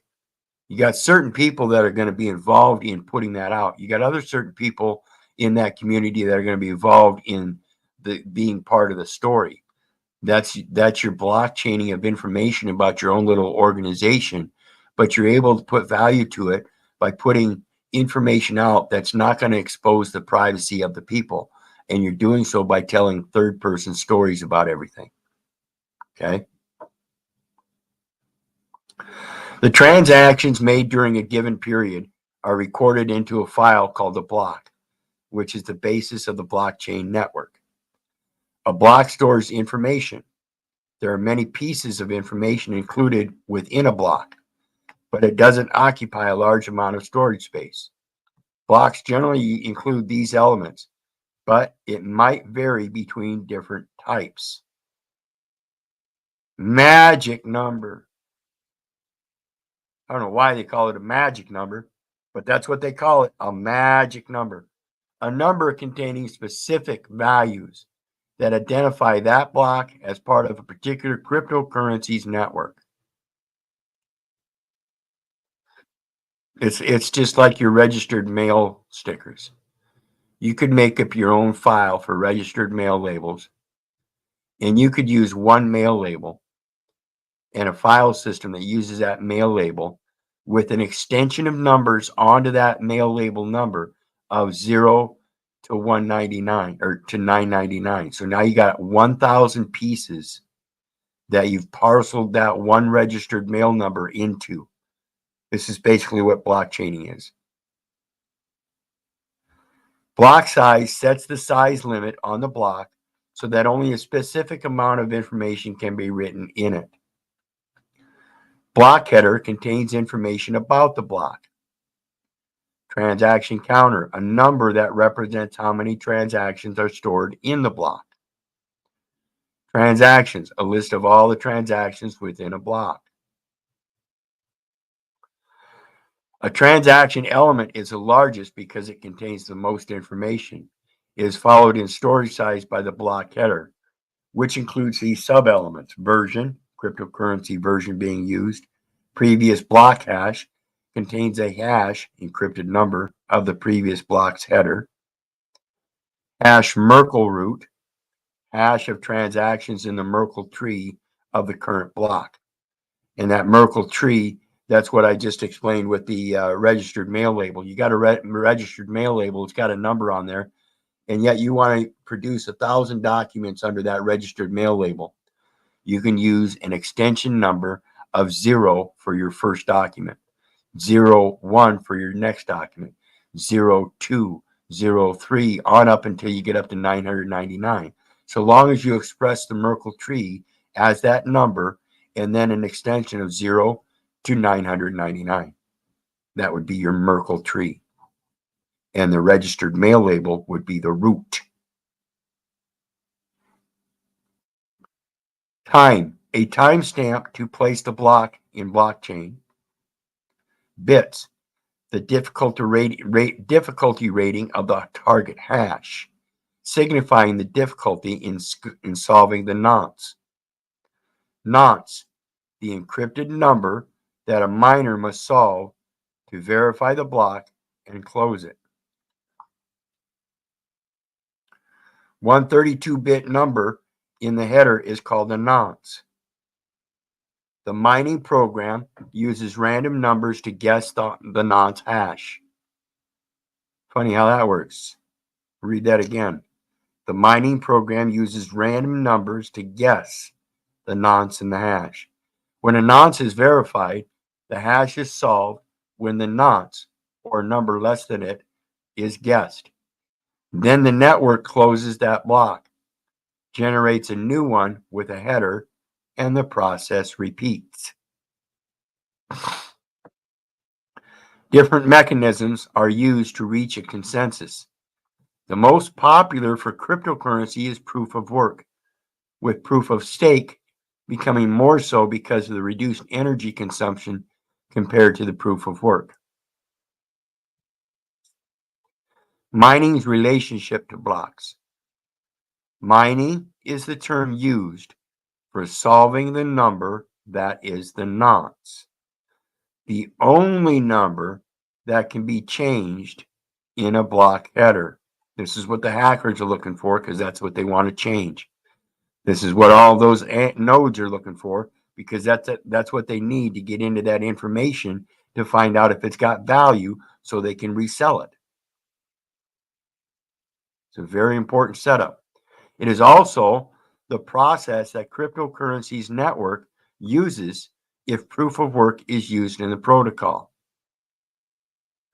Cryptocurrency mining is commonly thought to be a complex mathematical problem. It is actually a random number generated through hashing. Hashing is the process of encrypting information using the encryption method a cryptocurrency uses. For example, Bitcoin uses SHA-256 for its encryption algorithm. For a miner to generate the winning number, the mining program must use SHA-256 to hash random numbers and place them into the nonce to see if it is a match. So they had to have the SHA-256 encryption algorithm to then search the hash numbers. Solving the random number hash under the proof of work protocol is what takes so much energy and computational power. An extensive network of miners and enough energy to power a small country is needed to keep it going. Again, why I said it's not wise to let these things grow so large. The difficulty lies, I mean, if all you need is two witnesses, then why you need so many nodes to validate something? Okay, so think about that. The difficulty lies, and I think the greater value would be in the two rather than the thousands or millions. The difficulty lies in that all previous block headers are encrypted randomly. Hence, the current block header is a randomly generated encrypted number based on the randomly generated encrypted numbers of previous blocks and information from the current block. Other block and blockchain uses.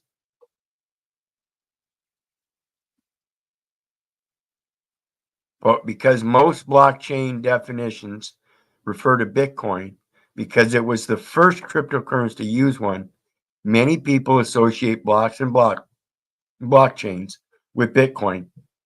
However, other cryptocurrencies use blocks and blockchains as well.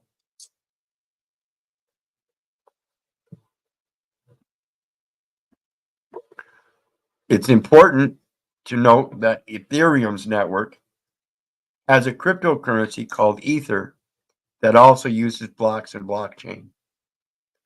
However, Ethereum and its blockchain were designed for multiple uses that extend to much more than cryptocurrency.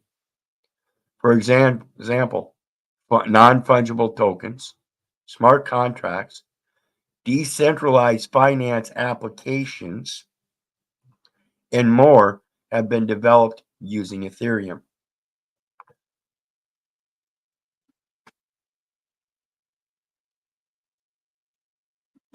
What is a blockchain? In simple words, a blockchain is a database that stores and encrypts information in a linked fashion so that previous information cannot be altered, and a group verifies any entry before they are finalized through a consensus, an agreement that the data is correct.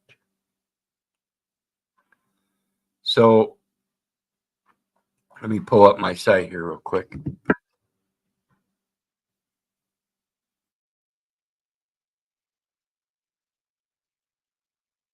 So we go to my site, and this is on the first page.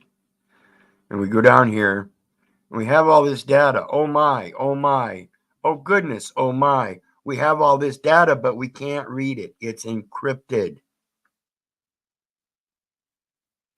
There's a key.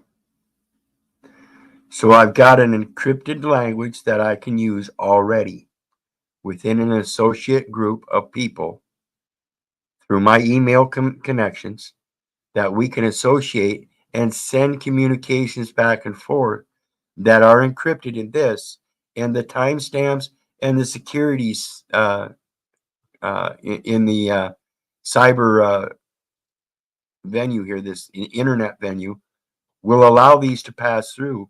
And I don't care who's out there looking for the information. They're going to have to encrypt the script first. You see how do you flip the script on them now? It's not hard to create a little converter so that you have a language key and encrypt your own documentation.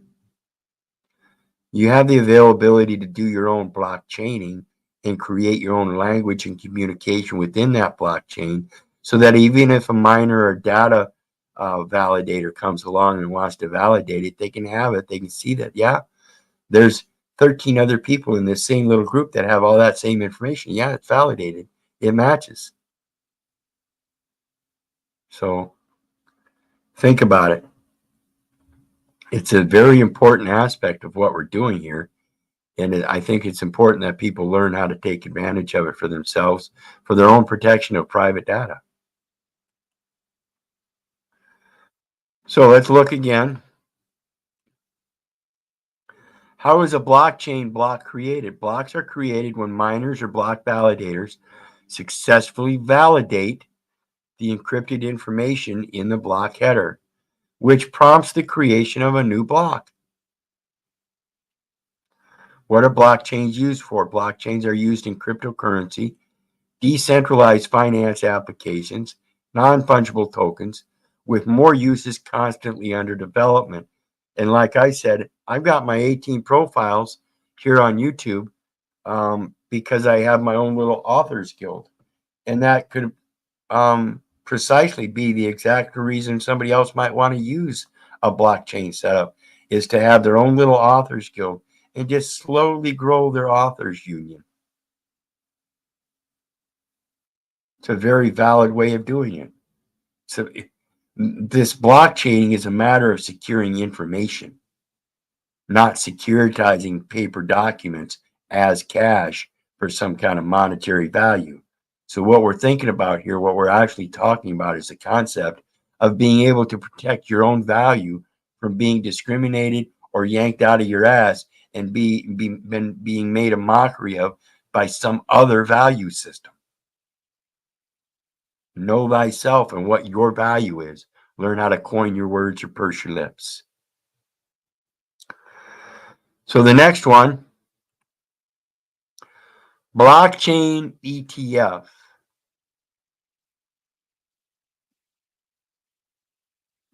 And I'm going to drop the stream link in case anybody wants to come up and join. I see some comments down in the chat. Let me see what's going on here first. I do want to tell everybody thank you for joining me. AK Yogi, Brielle, Jonathan, Red, producer Moose, Unslaved Truth, G, Aaron, Nubs, Galleon, JK, Brielle, everybody welcome. The link is there for anybody who wants to come up.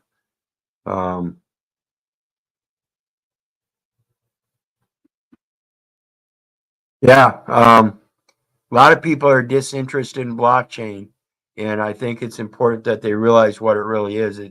Like we're talking about here, it's discussing a lot more than just cryptocurrencies. Um, and I'm sure, like again, these articles we're reading, it's going to expand. It's one of the things of securing information, so it should expand to every venue where we have information. Blockchain ETF meaning, criticism, and example. A blockchain exchange traded fund. Exchange traded fund. Remember, I said earlier, if you've got your own kind of little cryptocurrency in your own little organization of, say, 1,500 people, and there's another organization that has, say, 1,500 people in their own cryptocurrency, and you meet one of their members and you want to make a trade, you can use your electronic tokens, your non-fungible tokens in the blockchain, and trade with each other. You trade your funds.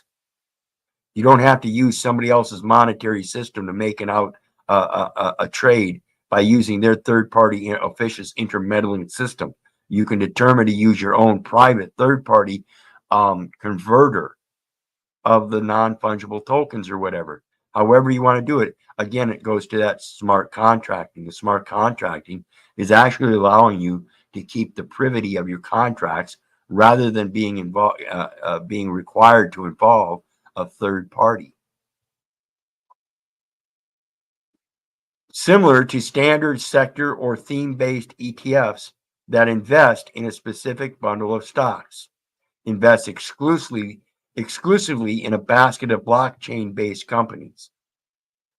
The companies owned in a blockchain ETF have business operations in blockchain technology or invest or profit from the blockchain. Blockchain ETFs are exchange-traded funds that invest in a basket of companies which use blockchain technology for operations. That little 1,500-person organization, they're using the basket of companies, that's that 1,500 organizations, and their exchange-traded funds that are invested in their local technology blockchain operations of that association. Some of these funds are actively managed, whereas others are passive and track an index. Actively managed, others are passive and track an index. Blockchain isn't just used with cryptocurrencies, it has the potential to be the way all information is recorded and stored. That's what I just said. Like any breakthrough technology, there's no guarantee blockchain will live up to its potential and become widely used across multiple industries. However, as viable as it is, I'm sure it will.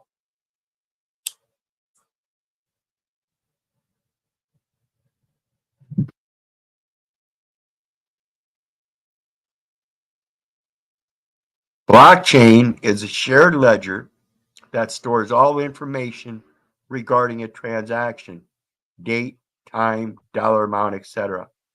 This ledger is decentralized, meaning it is not kept in one location, but distributed across a network that can be viewed by the public. The information in the ledger is also incorruptible. That's that immutable, same thing. Blockchain's overarching goal is to enable people to communicate crucial data in a safe, tamper-proof manner. Are you tampering with a witness? When it comes to tampering with a witness, it goes to in beginning was the Word. And if you're going to tamper with this witness and change my words, and that's part of the problem. That's why this blockchain system is so unique, and it's going to enhance your abilities to maintain your privacy by being public. It's going to teach you how to put information out in the public that isn't going to harm you and that anybody can have and have a heyday with, and it's never going to come back to bite you. You have to learn this stuff. In my opinion, if you're going to be dealing with these electronic formats. Blockchain reduces risk and boosts efficiency. If it's reducing risk, then there's less to be insured about. Therefore, your insurance costs will go down as well. It's everything to do with the financial world, and it's going to cheapen everything for you if you learn how to use it. Just about anything can be recorded and stored on a blockchain network. Blockchain ETFs give investors a chance to make money from this technology, which has the potential to revolutionize business and be used by everyone, because all information is more secure. These funds invest in various companies making money from blockchain in some form. Some of them are actively managed, while others are passively managed and simply track a specific index. So these kinds here are the ones that are tracking your data elements for advertisers. They're looking for specific indexes in your communications. When they find those indexes, they report, they validate the blockchain, and now you get a message or an advertisement while you're perusing through your searches. That's what shows up in these advertisements and stuff on the side. Blockchain ETFs offer dual benefits. Pooled investments in baskets of stocks, like that of a mutual fund, and real-time trading with tick-by-tick price changes, like that of the stock. It's pretty much now time. Why blockchain is important. Blockchain is best known for maintaining a secure and decentralized record of cryptocurrency transactions. This technology isn't just limited to digital currencies, though. Blockchain can potentially be used in any situation where data record keeping is required.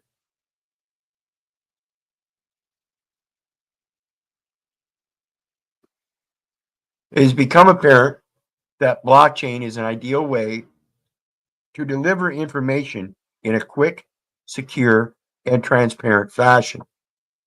Those characteristics are highly sought after and have led some pundits to predict that blockchain could end up being as groundbreaking as the internet was. And that's what I'm telling you now. It is.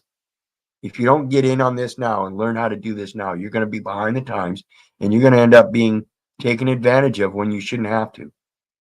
Start learning this stuff so you learn how to use this damn internet and create your own website, your own schools, your own libraries, your own authors publication center, all kinds of stuff you can do with this internet if you start doing it now and learn how to be creative from your point of origin, from your perspective.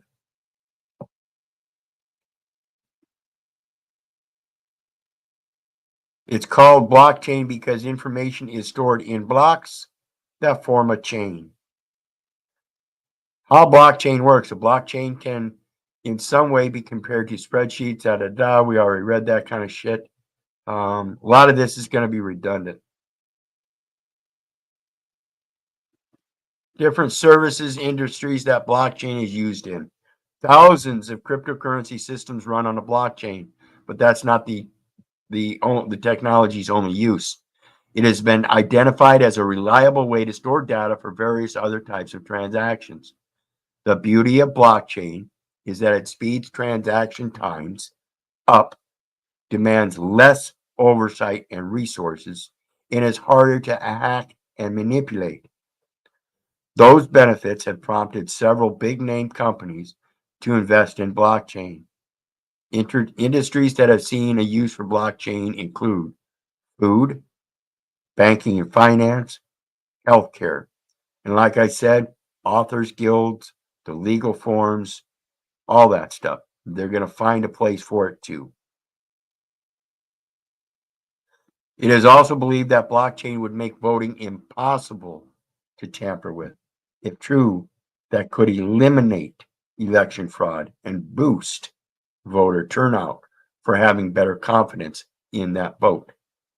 But again, people, remember, if you think your vote counts, you're really dealing with an electoral vote that can change it to their vote, despite the blockchain. Blockchain ETFs versus Bitcoin ETFs. The terms Bitcoin and blockchain are sometimes used interchangeably despite being two different things. Bitcoin is a cryptocurrency, while blockchain is the underlying database technology.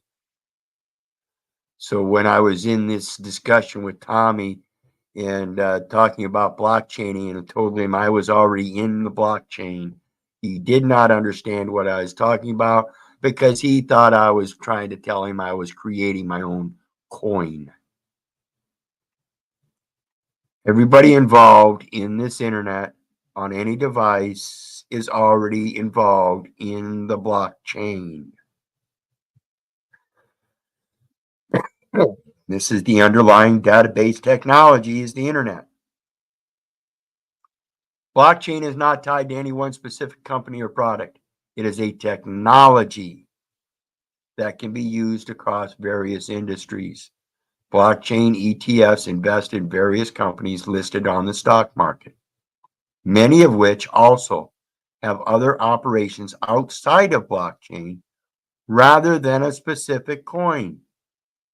This is where Tommy keeps getting caught up. He thinks if you're going to blockchain, it's got to be about crypto coining. No, there are many other uses for blockchain, and crypto coin is just one use, and they are two very distinct, different things. This makes them more diversified and less volatile. A notable difference is regulation and availability. Bitcoin and other virtual currencies have been heavily scrutinized by government authorities. It's because they want to regulate it, because they want their bite in it. And the Securities and Exchange Commission continues to deny spot and cryptocurrency ETF applications, claiming none of the applicants thus far have verified how they would safeguard investors from market manipulation. Okay, now I mentioned this here a few days ago on Proper Instruction Motivates People, I believe, that the reason that they're looking for regulation is because of this. What happens is you end up with cryptocurrencies that have no asset backing. So the regulations that they're looking for is to ensure that crypto coins are asset backed to help safeguard investors from market manipulations. Okay. The only way to invest in Bitcoin with ETFs is via ETFs that own future contracts tied to Bitcoin's price. So what you're doing is buying on the future. Investing this way comes with drawbacks. Futures contracts don't necessarily deliver the same returns as their target assets. And expense ratios tend to be higher. Blockchain ETFs don't generally face such problems. Blockchain ETF invests in companies that develop or make money from blockchain technology. Neither banned nor under scrutiny. Not tied to a particular company, meaning greater diversity, less risk, and less potential upside. Bitcoin ETF tracks the price of Bitcoin via future contracts. Governments are skeptical and investing regulations are tight. Again, their regulations on the investings are very tight because there are no assets backing this stuff. They're based on future contracts.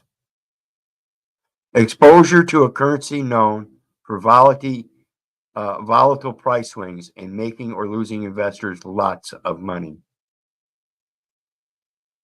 So it's a currency known for volatile price swings. And that's because there are no assets backing it. Criticism of blockchain's ETFs.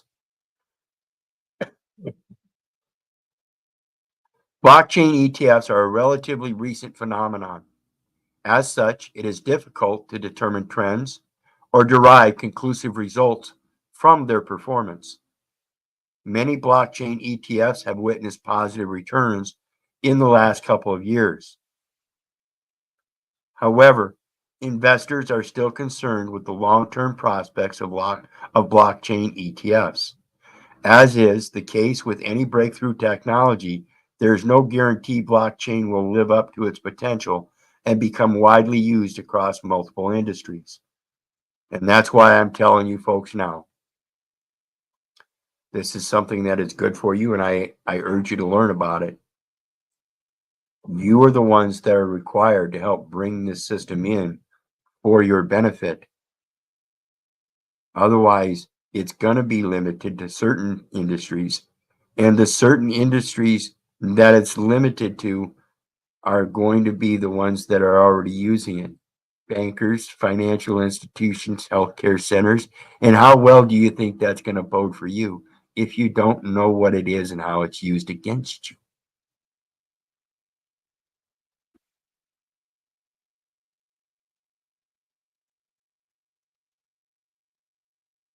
Blockchain ETFs also come with the inherent risk of investing in technology-based startups. This is the emerging economies, the small organizations that I'm talking about. It's an inherent risk. But if you know it and you start out small and you have people that are really interested in it and they're the only ones that can do it for themselves and they know this, they're going to do it. And that's what's going to help increase the value of those that know what they're doing. There's going to be an inherent risk in everything we do. This is why I don't understand why people don't push the limits. At least while the blockchain concept is still evolving and hitting regulatory roadblocks across the globe. Okay?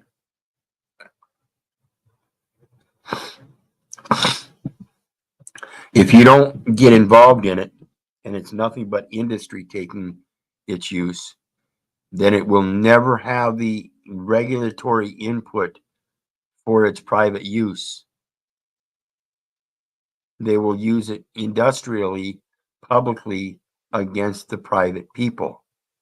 This is the fear about the digital coin. This is the fear about the digital reset. Don't be afraid of it. Learn it so you can use it appropriately so it's not used against you. That's how you get over the fear. The biggest benefit in our life is my people are destroyed for lack of knowledge, and therefore the knowledge is the benefit. Example of blockchain ETFs. Two popular blockchain ETFs include the Siren NASDAQ Next Gen Economy ETF and the Amplified Transformational Data Sharing ETF. Don't even know what those are.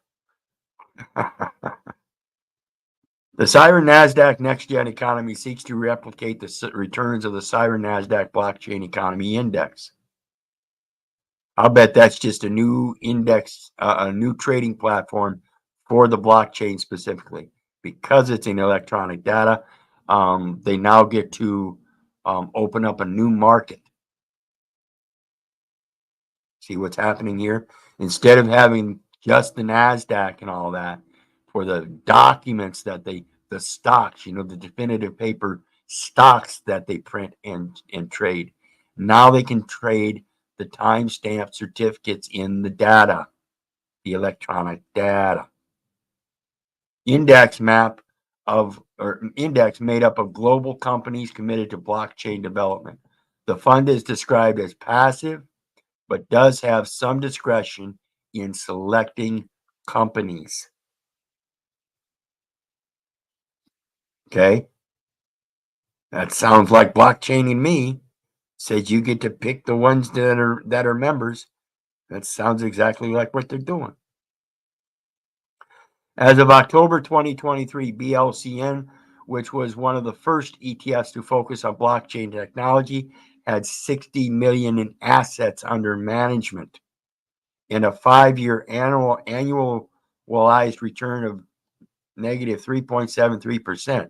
It invests 42% of its money in technology services companies, with its current top holdings being MicroStrategy Inc., Coinbase Global Inc., and PayPal, and has an expense ratio of 0.68%.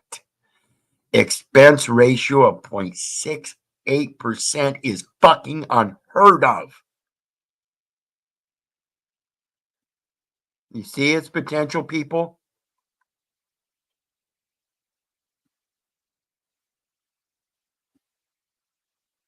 It's amazing. BLOK, the Amplified Transformational Data Sharing ETF, is an actively managed fund investing in companies developing or using what it calls transformational data sharing technologies. It has no underlying index and carries an expense ratio of 0.75%. These are unheard of expense ratios, folks. The fund, as of October 2023, has assets under management of 418 million and a 5-year annualized return of 3.95%. BLOK invests 50% of its assets in technology services and 18% in financial services. Its top holdings as of October 2023 are Coinbase Global Inc., MicroStrategy Inc., and SBI Holdings Inc.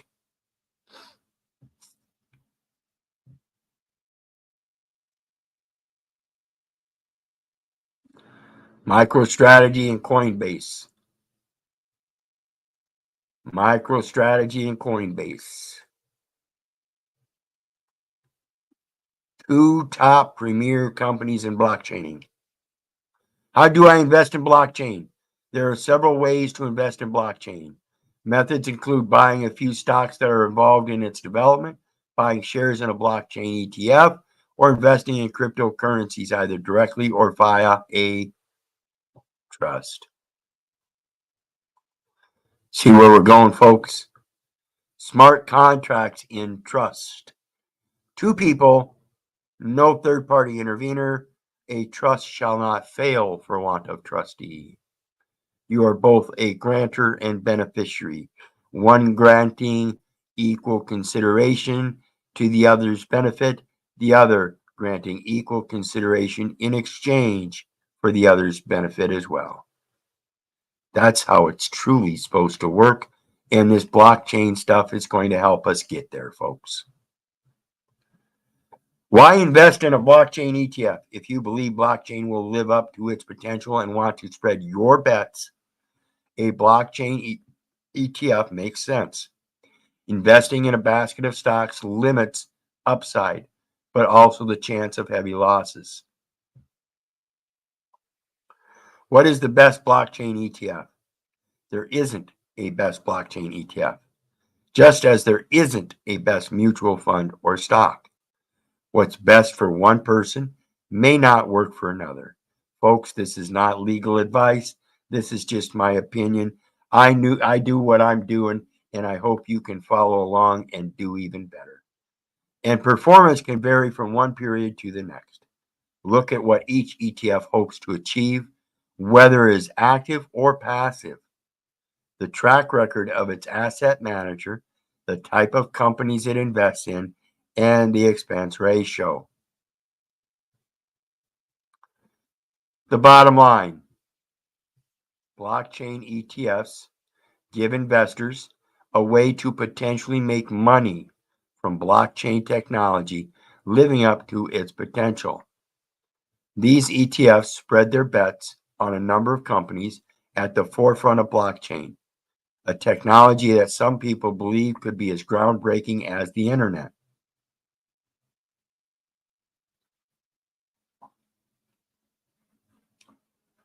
Coinbase, MicroStrategy, and SBI Holdings. Those are your premiers at the forefront of blockchain. Blockchain is best known, and Bitcoin, of course. Blockchain is best known for maintaining a secure and decentralized record of all cryptocurrency transactions, but it isn't just limited to that. Most industries need to record, safely store, and track data, and blockchain has been touted as the best way to do this. Again, I believe everybody should be getting involved with this because it's not just good for companies, it's good for you. If you are blockchaining your data elements and they are validated, then another company, such as a bank or a medical health insurance or anything, cannot unvalidate them. They are immutable, and you can establish that immutability.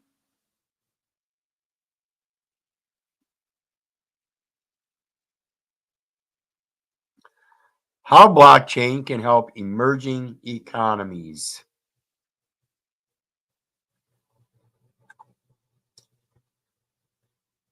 When most people hear the word blockchain, which refers to a type of decentralized ledger technology, they immediately connect the term with cryptocurrencies. However, it is important to keep in mind that Bitcoin just happened to be one of blockchain's earliest and most popular applications. Most experts believe that the potential for other applications of blockchain technology is vast. Like I said, my interest and curiosity is in the Authors Guild, being able to journal your own story and create its own legal standing outside of the legal foundation of the administrative courts. In the most general sense, a blockchain is a system for recording information, although it is distinct from a typical database in the way it stores information. The information in a blockchain is stored in such a way that makes it difficult or impossible to change, hack, or cheat the system. This impressive technology provides the support necessary for the decentralized, anonymized tracking and transaction of digital currencies around the world. While blockchains, and while we're saying the world here, like I said earlier, it's not necessarily just limited to huge conglomerations like Bitcoin, which I think are actually too big, but it's availed for smaller organizations, such as, like I said, a group of say 1,500 people. But in that, it gives them access around the world to that very small group.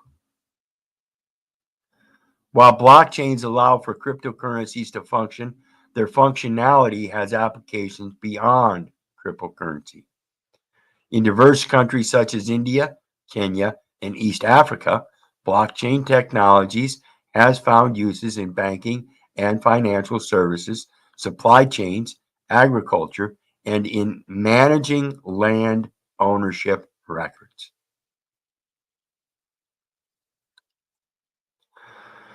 What is, excuse me, what is blockchain technology? Blockchain technology, in the most general sense, a blockchain is a system for recording information. Although it is distinct from a typical database in the way it stores information, the information, did we just not read that almost identical thing? Seems like we just read that. It's stored in such a way that it makes difficult or impossible to change, hack, or cheat the system. Blockchain technology promises a secure peer-to-peer mechanism for verifying information. This is the two or more witnesses. That's all it's doing. It's providing a way where you have two or more witnesses in a venue that is very easily accessible by the rest of the public. Each block in a blockchain contains a record of transactions in a decentralized ledger. Taken together, the blocks form a chain in a peer-to-peer network. Peer-to-peer network. Applications for blockchain technology. Again, we seem to be reading over again. This impressive technology provides the support necessary for the decentralized, anonymized tracking and transaction of digital currencies around the world. While blockchains allow for cryptocurrencies to function, their functionality has application beyond cryptocurrency. For example, banking and fintech payment companies have already demonstrated a major interest in blockchain technology. From insurance and real estate to crowdfunding and data management, the potential applications of blockchain technology are numerous, and it's likely that there will continue to be new ways of adapting this technology to mainstream business worlds in the future. However, there is one important use of blockchain technology that exists outside its more traditional business applications. Some of the world's emerging economies are benefiting from the integration of blockchain technology in various ways. In diverse countries such as India, Kenya, and East Africa, blockchain technology has found uses in banking and financial services, supply chains, agriculture, and managing land ownership records. Among its many advantages, first and foremost being its ability to keep data secure, blockchain technology also claims to speed up and reduce the cost of transactions and boost financial inclusion by providing more opportunities for those without easy access to financial services. And this is all blatantly true, I am sure. It seems reasonable that if you have an electronic transaction that can happen over a matter of minutes, it would be much more feasible to use than a system that is paper oriented that's going to take several days. It makes sense. And in that, it would, of course, obviously cut down a large portion of expense. And particularly since you don't have the physical movement of paper or property, now you're cutting down another expense. We're looking at just entering in keyboard, just entering in at the keyboard. So think about this stuff and realize if it's that important to them, how much it can help you too, both in being able to protect yourself and still be able to write your own story and have it be valid. Let's see here. Challenges for blockchain implementation in emerging countries. Before we discuss opportunities, let's touch on why it may be particularly difficult for an emerging country to implement blockchain solutions. The hurdles below are not an exhaustive list, but instead an overview of the unique challenges emerging countries must overcome. Infrastructure. The technological infrastructure in developing nations, such as access to the internet and reliable power sources, is frequently lacking. For safe communication and data transmissions via blockchain, a strong and dependable network infrastructure is required. Education and awareness. To deploy and use blockchain technology efficiently, one needs to have a particular level of technical knowledge. It may be difficult to recruit qualified individuals and develop local talent in many emerging nations due to a lack of knowledge and education on blockchain. This is why I suggested the small 1,500 member organizations that get together and learn this stuff so they know how to operate their own little situation and keep it maintained that way. You don't have to grow any bigger than that. And when you do, it kind of becomes unmanageable. So we really have to be astute and diligent in doing it and maintaining a certain level of precaution and priority. Regulation. The regulatory environment for cryptocurrency and the blockchain differed greatly between nations. The use of blockchain technology may be hampered in developing nations by unclear or constrictive regulatory regimes.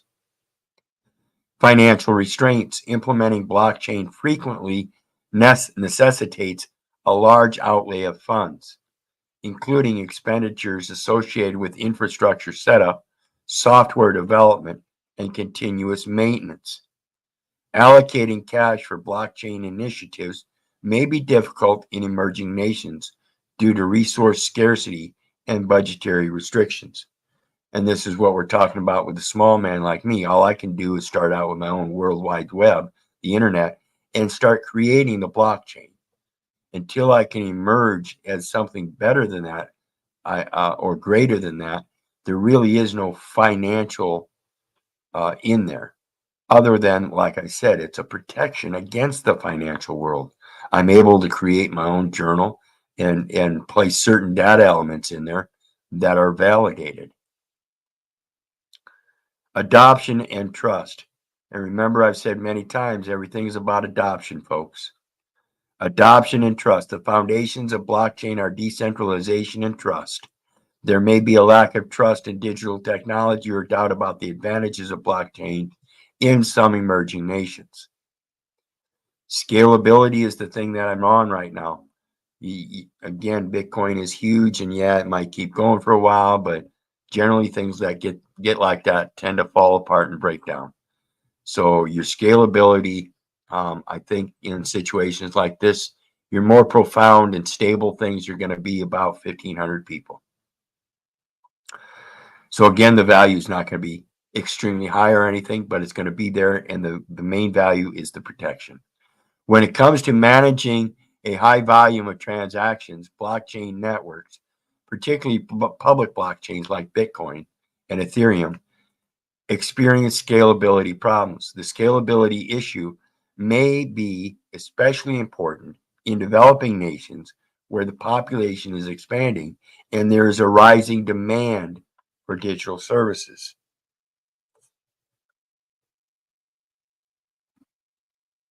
Banking opportunities. In many parts of the world, individuals do not have easy access to banking services. With blockchain technology, users across the globe access banking services where they otherwise wouldn't have the opportunity. You guys are familiar with me. I have a PayPal account and there is no bank account. I had to create a PayPal link for those that wouldn't be able to donate from outside of PayPal. In other words, people that didn't have PayPal couldn't donate because PayPal is only accepting payments from PayPal unless I have a certain link. So I had to create a certain link. And when I did so, it didn't work because I didn't have a bank connected to it. So I had to go back and open up an old bank account because I didn't have access to banking services. So we just used an old bank account. With blockchain technology, users across the globe could access banking services where they otherwise wouldn't have the opportunity, particularly individuals in emerging economies where there are not standard banks readily accessible could make use of blockchain technology to access these services. So the guy without a state ID and no bank account now can provide banking transactions without IDs and without a bank account. There's a bank account there, but it's closed and it was reopened, and it only is used as a pass-through, and it's based upon the identification. Nothing else. One specific application is the use of blockchain for instant transfers of money between countries and without major fees and delay times.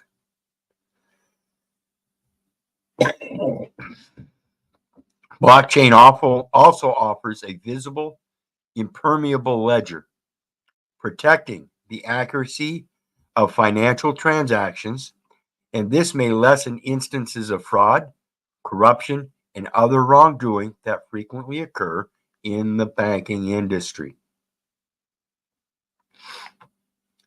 Emerging nations can improve the security and dependability of their banking systems, boosting user confidence by utilizing the immutability and transparency of the blockchain. Last, access to credit is frequently restricted in emerging economies, especially for those without established credit histories. Blockchain can make it possible to develop decentralized credit scoring systems that use alternate data sources, including transaction records and payment histories, to evaluate credit worthiness. See what happens? If you're now using blockchain and cryptocurrency and your payments are going through immediately, pretty much so, and you're no longer using the banks as your creditors or your credit writers or credit reporters or whatever, and instead you're using blockchaining, guess what? All those purchases on eBay that went through just like that, that credit score goes right up because those companies say, oh no, he wasn't not only not late on payment, he paid right the fuck away. That's what the record's going to validate. Immediacy.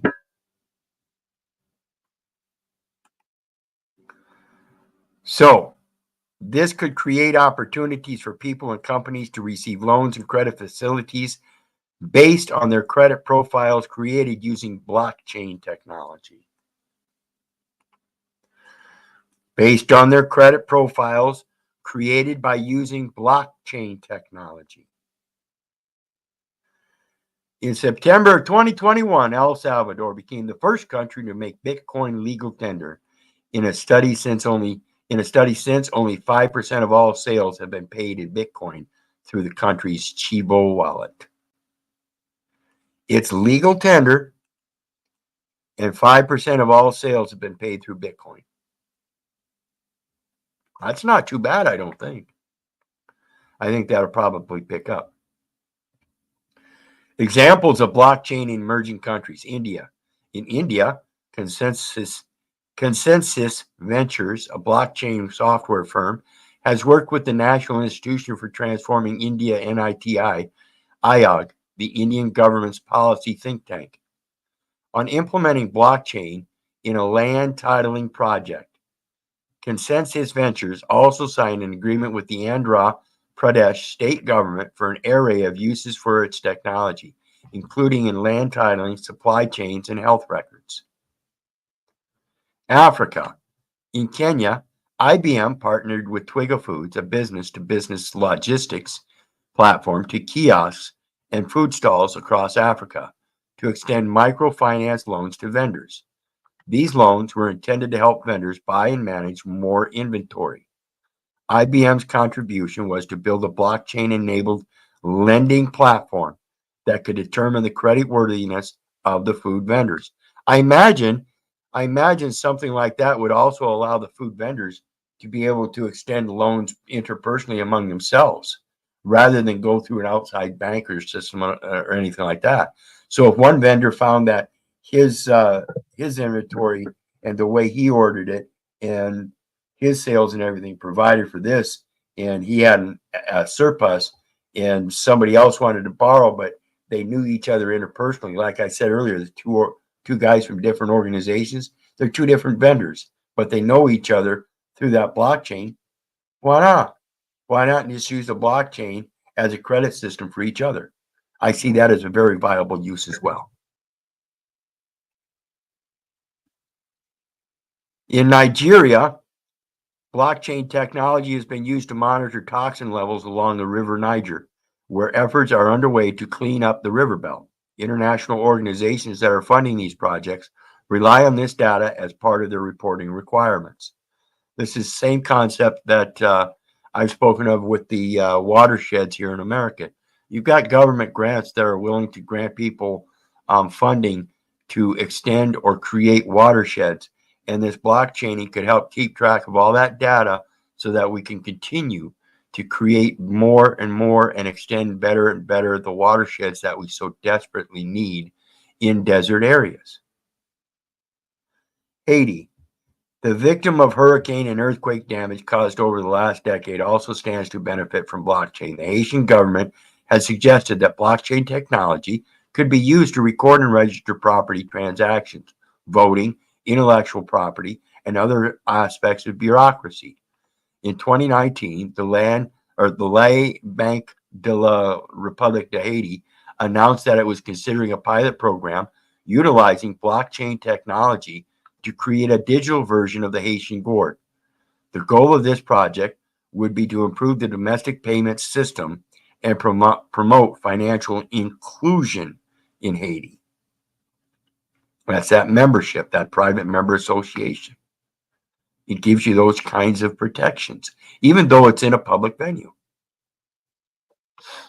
Over the past few years, the Business Development and Investment Project in Haiti has helped thousands of producers. The BDI project was designed to support the reconstruction efforts after Haiti's 2010 earthquake, but was forced to redouble its efforts due to natural disasters, the COVID-19 pandemic, assassination of its president, lockdown due to socio-political unrest, and gang-fueled insecurity. That's a lot to overcome, and I guarantee you, blockchain is a perfect way to do that. The project aimed to attract private sector investment through the creation of special industrial zones, but later shifted to facilitating the export of existing high-quality agricultural products.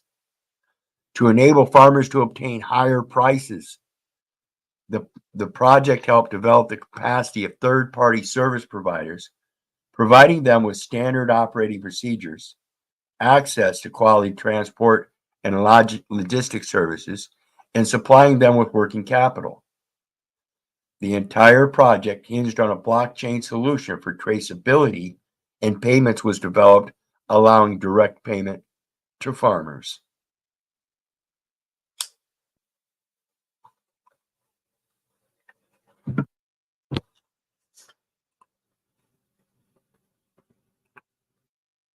I want to take a real quick break here. We've been going about 3 hours. So I'm going to take a real quick break here. I'll be right back. In the meantime, I do want to thank everybody for your support. Please hit that like, share, and subscribe button. There's PayPal links down below for anybody that wants to share some love. It's always appreciated. Every little bit helps. And I shall be right back, folks.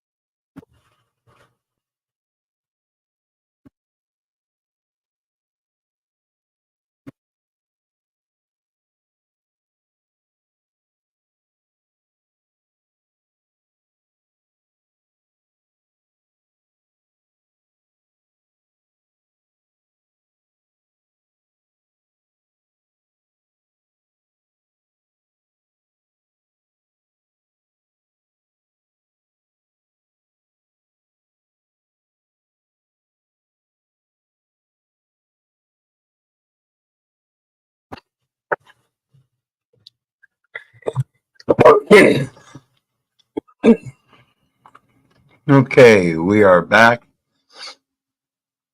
And let's get back into it.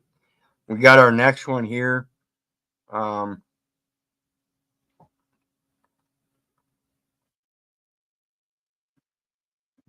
of blockchain technology in emerging economies. For Paul Domjan, former global head of research, analytics, and data at investment bank Telemer, formerly Exotics, emerging nations are the most promising beneficiaries of blockchain tech.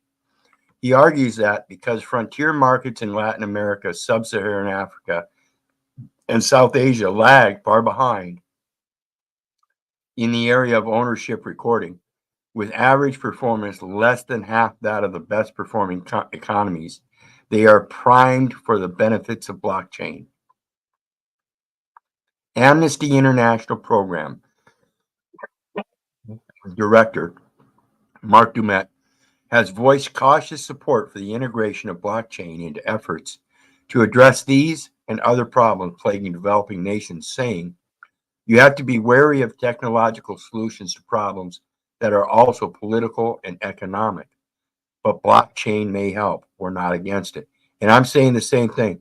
You have to be wary of technological solutions to problems that are political and economic, but in your own situation, because it's the politics and economics that are being used against you, I urge you to learn what this blockchain is so you can use its protections. How can blockchain technology contribute to reducing corruption in emerging countries? Blockchain technology can contribute to reducing corruption in emerging countries by providing transparent and tamper-proof systems. Okay, so just like an emerging company, an emerging website, an emerging country, an emerging website or emerging company would be up to the same thing, providing transparent and tamper-proof systems. So when you're developing yourself, you can't sit there and start putting out bullshit because the system's going to recognize it. Other people are going to recognize it. So in this blockchain system, what it's actually doing is generating us towards a truth. I hope everybody understands that. It's helping push us towards a greater truth. It can enable decentralized and verifiable record keeping, making it difficult for corrupt practices to go unnoticed. For example, blockchain-based land registries can reduce land-related corruption by securely recording property ownership and transactions. What are the challenges and opportunities of implementing blockchain technology in emerging countries? Challenges of implementing blockchain technology in emerging countries include limited internet activity, lack of technical expertise, and regulatory uncertainties. This is the same thing we have here is some regulatory uncertainties and some lack of technical experts here in America. If we could get some people that really started learning about this, then the regulatory uncertainties wouldn't be regulatory uncertainties. They would be quantified, or more so quantified. They wouldn't be so uncertain. Collaborative efforts involving governments, private sector entities, and international organizations are essential for successful implementation. They recognize this. Why don't you? I heard Brielle saying down there earlier, you didn't have any interest in this stuff. I considered crypto for people with disposable income. I see now it is the record of the future. See, that's the importance of that Hosea 4:6. My people are destroyed for lack of knowledge. I get tired of people that are just complacent and think that they know enough and they don't need to know anything else. I will not spend a day of my life not learning. The rest of my life, everything I do will be learning. So, how can blockchain enhance transparency in public procurement processes in emerging countries, as well as public procurement processes now in current countries, such as our own? This public procurement process they're talking about is, in fact, 48 CFR 52.212-5, contract terms and conditions required to implement statutes or executive orders - commercial items.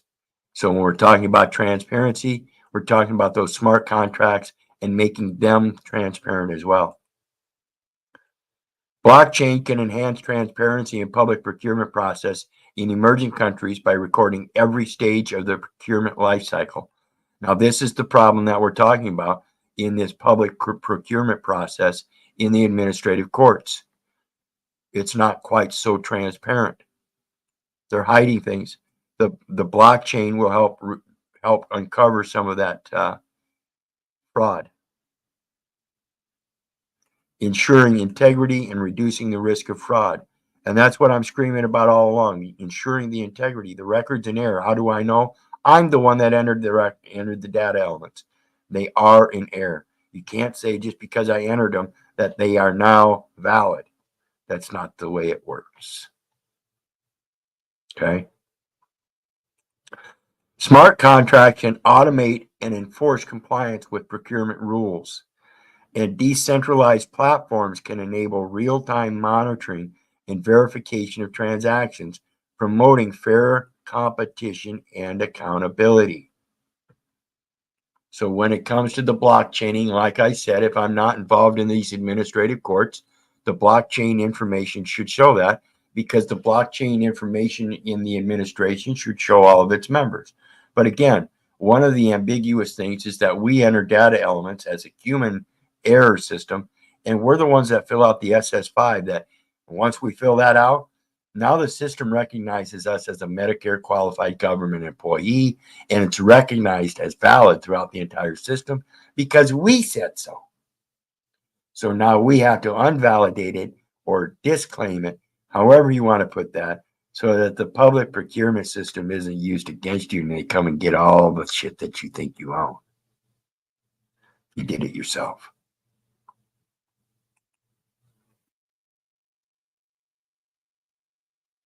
What are the potential risks and challenges of widespread blockchain adoption in emerging countries? Potential risks and challenges of widespread blockchain adoption in emerging countries include regulatory uncertainties, scalability issues, cybersecurity threats, and digital divide. Now, the cybersecurity threats is what I was mentioning earlier. If you've got one group of people that is big enough that they can access something, they can certainly start entering data elements in there that would be validated in their own system, that the rest of the system might go ahead and validate. And then because of that validation, it would cause a discrepancy with another system that would then invalidate that system or call it defunct or whatever as a security risk. Addressing these challenges requires establishing supportive regulatory frameworks, investing in the infrastructure, and promoting digital literacy.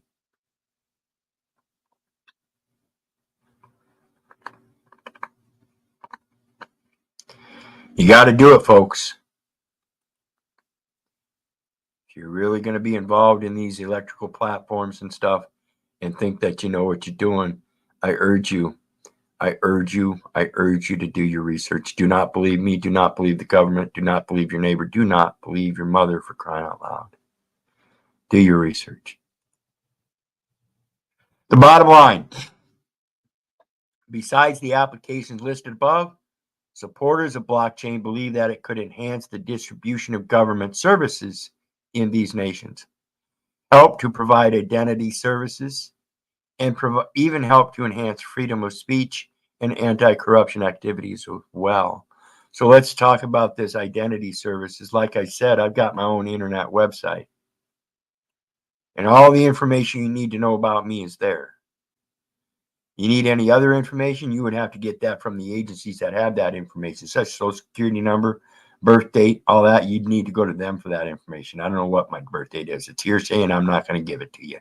You don't have any requirement that I have to give it to you. And because it's specifically the birth date you're looking for, I don't know what that birth date is. I know the day I was born on is supposedly such a day, and I'm still not going to give that either. Help provide identity services. Can't accept the identification I gave on the website, then you'll have to go get screwed, because that's the only identification I go by, and it's validated more so than yours. My yay be my yay, my nay be my nay. And even help to enhance freedom of speech and anti-corruption activities as well. Personalized advice when you need it. Put your financial goals in motion. Nope, that's an advertisement. We're done there. Okay, the next one. What are smart contracts on the blockchain and how they work?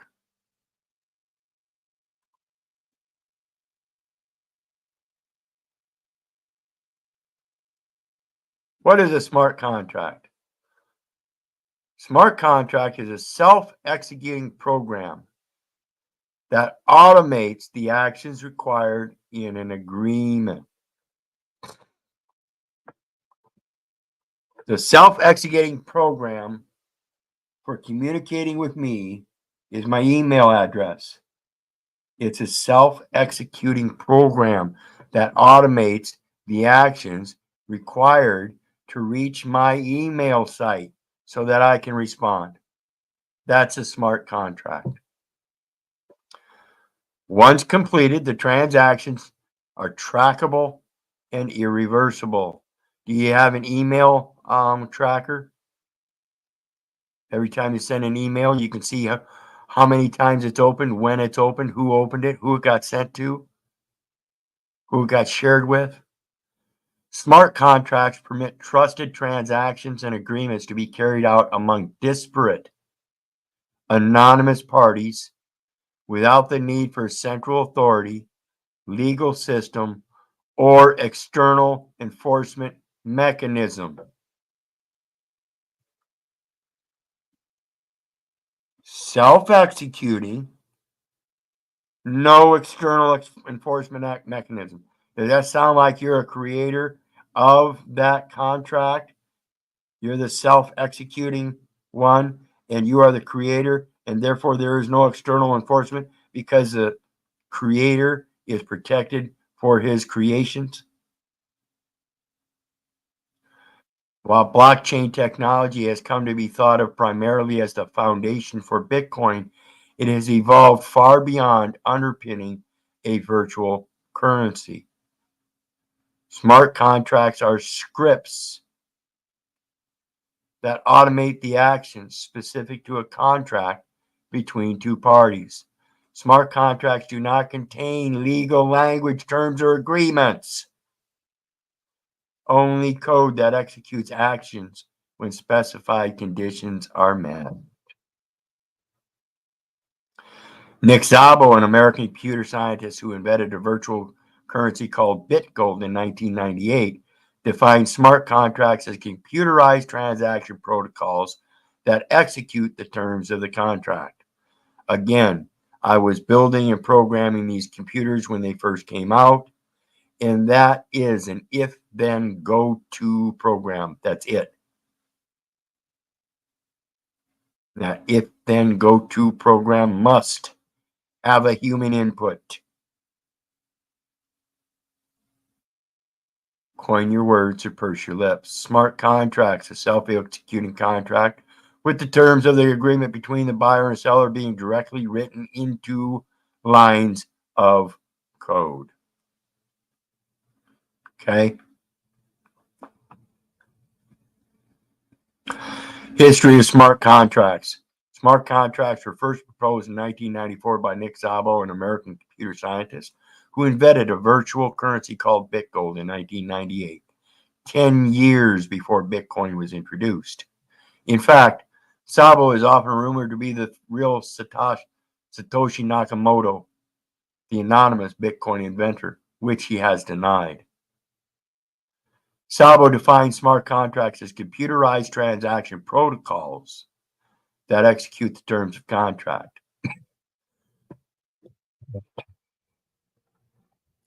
He wanted to extend the functionality of electronic transaction methods. He wanted to extend the functionality of the input program. He wanted to extend the functionality of the if-then-go-to program, such as point of sale to the digital realm. If-then-go-to. In his paper, Szabo has also proposed the execution of a contract for synthetic assets, such as derivatives and bonds. Szabo wrote, these new securities are formed by combining securities such as bonds and derivatives, options and futures, in a wide variety of ways. Very complex term structures for payments can now be built into standardized contracts and traded with low transaction costs due to computerized analysis of these complex term structures. Due to computerized analysis of these complex term structures. So it sounds to me like you can get a literal program that can read and interpret or transliterate the smart, computerized, complex terms. Smart contracts do not contain the legal language or terms of contract between parties. They are scripts that contain if-then statements, if-then go-to functions, module imports, and other programming that automate the actions specified in a contract.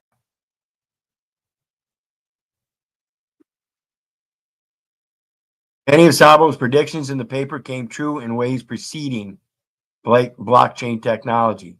For example, derivatives trading is now mostly conducted through computer networks using complex term structures.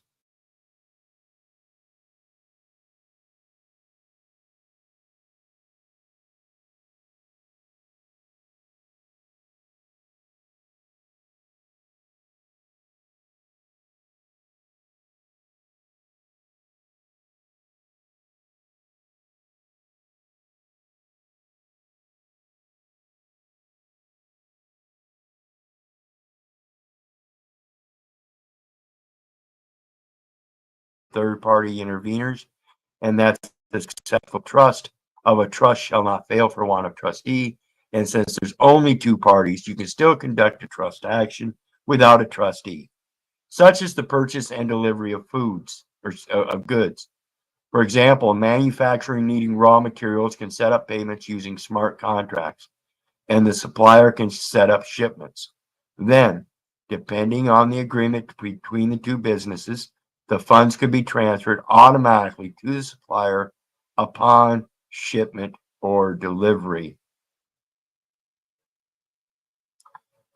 Real estate transactions, stock and commodity trading, lending, corporate governance, supply chain, dispute resolution, and healthcare are only a few examples where smart contracts can be used.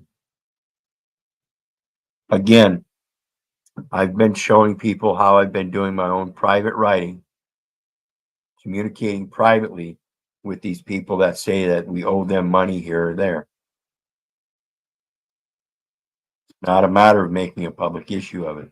And that's what we're talking about here. It's allowing us to be able to privately communicate and resolve the disputes through a blockchain method by showing the information here in the electronic format says this, and this is validated.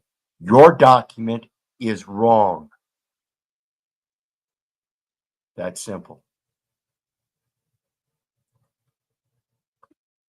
Smart contract pros and cons. The primary benefit of smart contract is similar to the benefit of blockchain technology. They remove the need for third parties. Other benefits of this technology are efficiency. They speed up contract execution, accuracy. There can be no human error introduced. This is where I'm saying they're wrong. It is an input system. If then go to, you have to put the system in by error or by human, and a human is fallible. So if they enter the information in error and then it's validated, the information is maybe immutable according to that record, but it's still in error. The program cannot be altered. Some of the downfalls, permanent. They cannot be changed if there are mistakes. Human factor. They rely on the programmer to ensure the code addresses the terms of the contract. This is where that human error can come in. That's why I'm saying it's fallible. It can't be perfect. Loopholes. There are many loopholes in the coding. allowing for contracts to be executed in bad faith. Again, these three reasons are why you should be getting familiar with this, because these smart contracts that they're going to start using, they're going to start using them against you.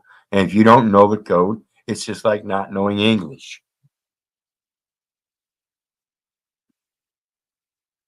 What is an example of a smart contract? The simplest example of a smart contract is a transaction between a consumer and a business where a sale is made. The smart contract executes the customer's payment, and the business ships or transfers business's shipment or transfer of ownership. This is much similar to a credit card transaction at your local grocery store. You go in, you buy a product, and you walk out the door. That is an example of a smart contract. What blockchain has smart contracts? Ethereum has smart contract capabilities inherent to its blockchain. The Bitcoin blockchain received smart contract abilities after its Taproot upgrade, which allowed it to communicate to layers that have smart contracts enabled on their blockchains, therefore allowing each other to use each other's contract and technical terms as the smart contract. Much like I use the copyright and disclaimer of the UPU on my website. What are smart contracts in simple terms? Smart contracts are apps on a blockchain that make each side of a transaction complete its part. For example, a smart contract could initiate a fund transfer with a third party to verify that the transfer took place. That's what I was saying earlier about the two small organizations. Instead of going to a banking institution, they can hire for an outside third-party converter to do that for them rather than that. And there's still and that's not a third-party intervener, but rather a smart contract for that third party to do a conversion or a comparison, whatever you want to do. The bottom line, smart contracts are code written into a blockchain that executes the terms of an agreement or contract from outside the chain. It automates the actions that would otherwise be completed by the parties in the agreement, which removes the need for both parties to trust each other. So what happens in my website is that when I communicate with my private email, some governmental entities and organizations, when I try to send them an email, it will give me what's called the mailer daemon. And it won't allow it. And that's because they don't want my information in their system. They know my information doesn't belong in their system. So when I communicate with them through email, I've got to make sure that I also print it up in a definitive paper document and send it to them in their physical location. It's part of the process. Again, like I said earlier, cryptocurrencies technically should be backed up by a physical asset. It's the same thing with your communications. Technically, your electronic communications should be backed up with an identical definitive paper communication.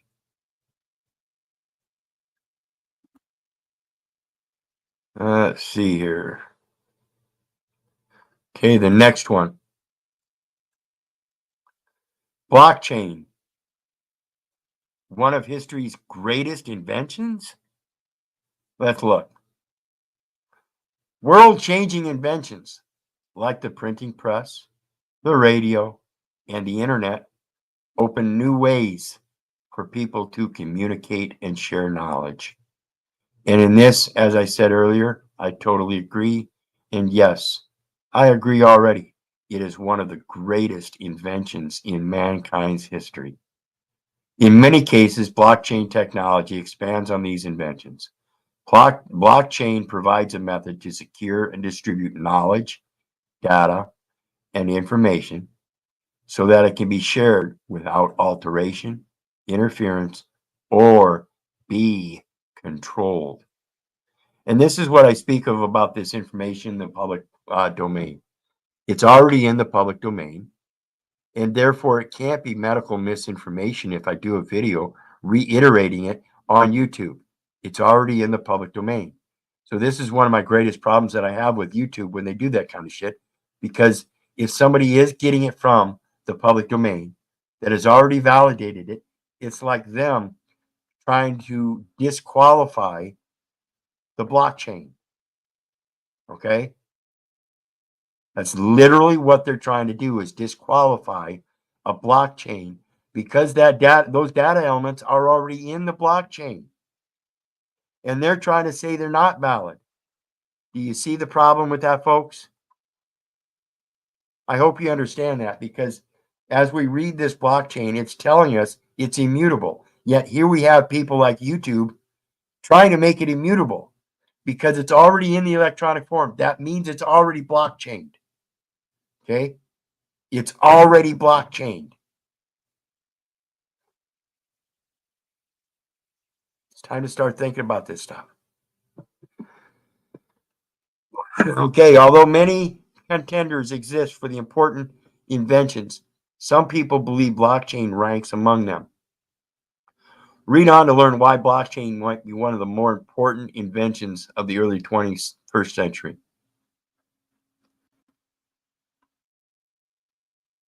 Fighting corporation, it is natural for people to want as much money as possible, but with that desire comes the drive to get it in any way possible. Many people resort to illegal or unethical means to fulfill their dreams of wealth. The finance industry is teeming with temptations. Money flows in and out of homes, businesses, and countries, and there never seems to be enough. There is so much capital circulating that it needs to be managed in a way that removes the temptation to act unethically. Blockchain can solve corruption issues within financial systems by eliminating the risk of duplicating or double spending assets. The transactions are initiated, executed, recorded, encrypted, verified, and stored by nodes who manage an irreversible ledger of transactions and must reach a consensus to approve a new block, making it the perfect solution. Replacing currency. Here we go. Here's the fear element. Okay. Everybody thinks they're going to replace currency. The primary reason behind creating blockchain and cryptocurrency was create a decentralized method of exchanging value. In other words, transferring money to someone for services provided for goods received. Cryptocurrency was to create a decentralized method of exchanging value. Whereas here in the United States, we have a centralized method of exchanging value, and that's the obligations and other securities of the United States. And the United States is the centralized method of exchanging value. It is a corporate value system, and that is the method of exchanging values, the corporate. In other words, transferring money to someone for services provided or goods received. Therefore, it can eliminate third parties like banks, payment processors, payment gateways, settlement banks, and other financial entities within our bloated, costly financial systems. Blockchain also allows people who do not have access to financial instruments like loans or other services to access them. Cryptocurrency can be used if financial systems collapse. For example, during the Russian invasion of Ukraine in 2021-2022, cryptocurrency became a major source of funding for the Ukrainians and the government. It recognized cryptocurrency as legal means of payment in 2021. As an investment asset, cryptocurrency was created using blockchain technology, but an unforeseen consequence of introducing cryptocurrency was that because it held exchangeable value, its value could fluctuate. People started paying for it, demand increased, prices rose, and investors saw an opportunity. Don't you get it? Cryptocurrencies are now widely purchased by investors as investments. It is also used by traders to make profits from price movements. In banking and lending, blockchain is revolutionizing banking and lending. Not only is it creating ways for consumers to lend to each other, but crypto lending companies have emerged that use use blockchain in their loan approval process at significantly reduced costs. Remember those expenses at 0.685% and 0.785% or whatever it was? Pretty damn low. Costs are reduced because there are no lawyers, banks, paperwork, or other lengthy procedures. Get rid of all of them and you end up with 0.68% expense. Come on, get real. Sounds perfect. Insurance providers are exploring ways to implement blockchain into their systems and products.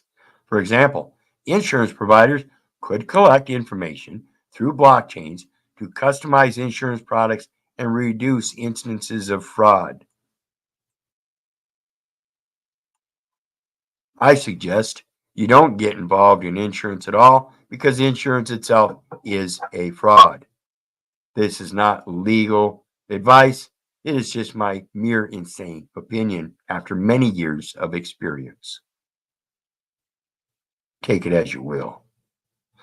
Blockchains could be used to securely store client health information uploaded whenever a patient is seen.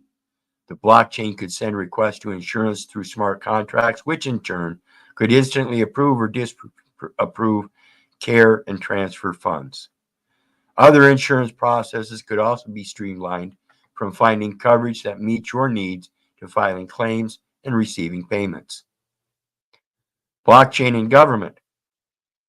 Some critical issues regarding government process and infrastructure are inefficiency, corruption, fraud, waste, lack of trust, security, and siloing. Blockchain has the potential to reduce all these issues significantly. Silos. Government silos are concentrations of information, resources, and decision making. Critical information is not shared keeps policymakers and regulators from making the most informed decisions possible. Division of information, how it is often channeled, creates silos within governments, increasing inefficiency. Blockchain can solve this issue by securely distributing information to reach those who need it more quickly.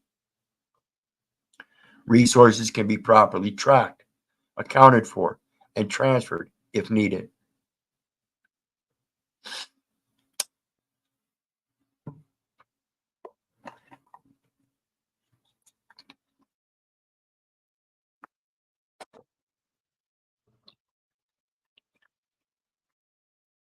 Data about businesses and citizens can be better secured, and payroll taxes can be collected more efficiently. Additionally, banks could settle intrabank loans in real time rather than waiting for the end of the day, increasing transaction volume and making banking more efficient. Accountability. When information is secured and distributed, it cannot be changed or withheld for the benefit of one party or another. Spending can be falsely reported.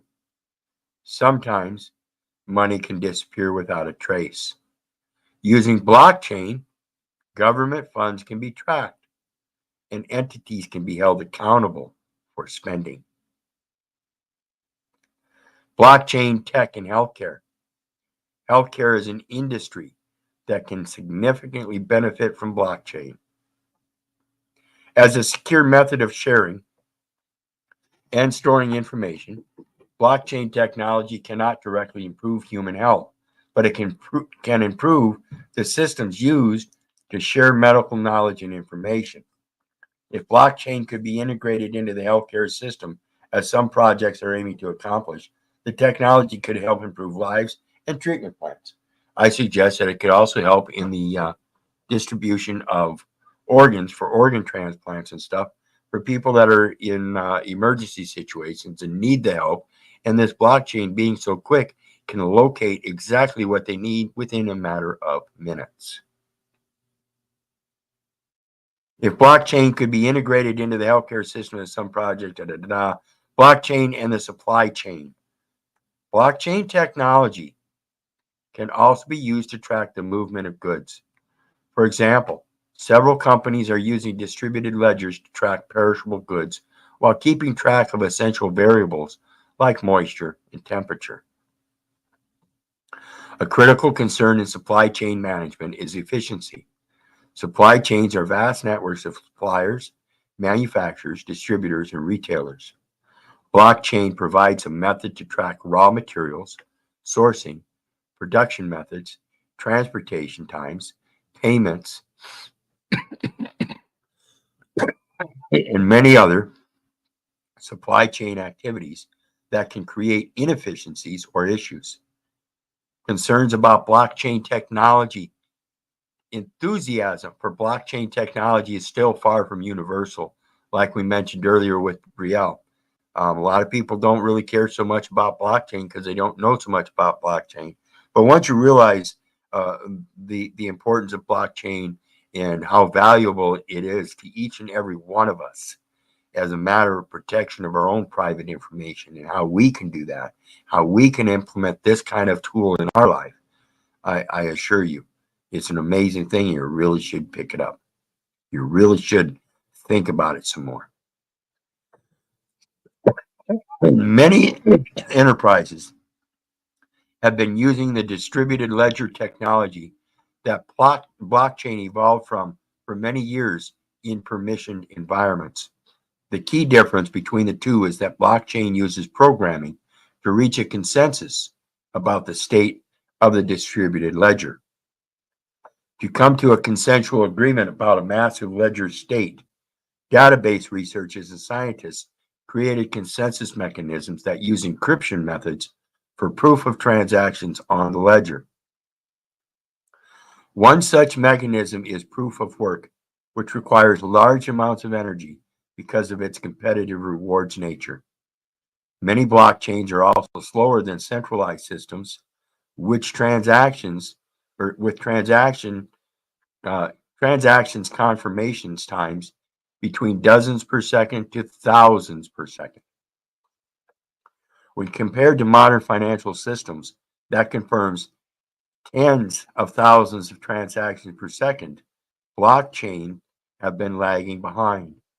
However, many developers are working to increase transaction speed throughout the networks. This is again why I say, it's kind of infeasible to be creating these massive companies like that, or these massive wealth draws like Bitcoin. It just doesn't seem feasible to me. That's just my opinion. What exactly is a blockchain? A blockchain is a distributed ledger, a database that stores information in blocks. The blocks can be thought of as cells in a spreadsheet, purpose, the bottom line, we've been through that. The next one, how blockchain technology is changing real estate. And this is the part I want to make important to everybody. When it comes to these records at the county registrar, known as deeds, again, blockchaining your own data elements as regards to your property and intellectual property and stuff. This is an important thing that I talk about when I'm talking about making your own journal, creating your own site, and having your own file base in your laptop or whatever, even a definitive copy of your computer files printed up. Having your own ledger of your own life,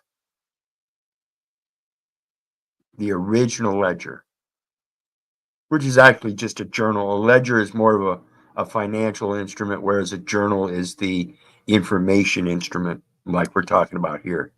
So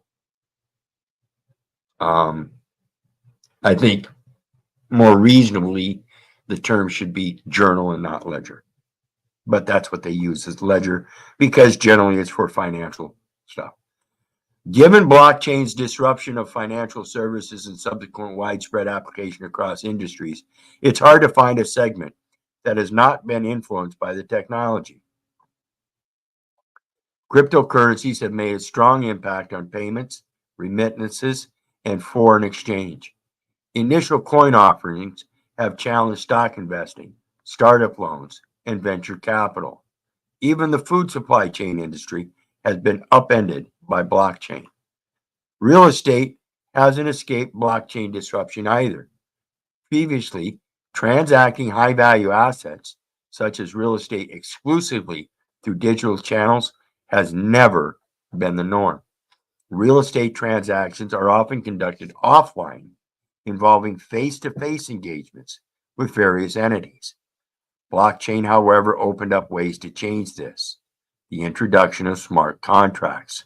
In blockchain, platforms now allows assets like real estate to be tokenized and be traded like cryptocurrencies like Bitcoin and Ether. Trading real estate this way varies. Here are 6 ways blockchain has changed the real estate game. Platforms and marketplaces. Real estate technology has traditionally been primarily concerned with listings and with connecting buyers and sellers. However, blockchain introduces new ways to trade real estate and can enable trading platforms and online marketplaces to support real estate transactions more comprehensively.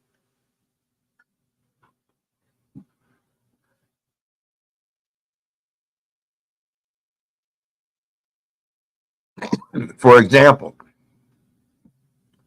Atlan has developed a platform that uses blockchain technology to facilitate real estate and rental property transactions.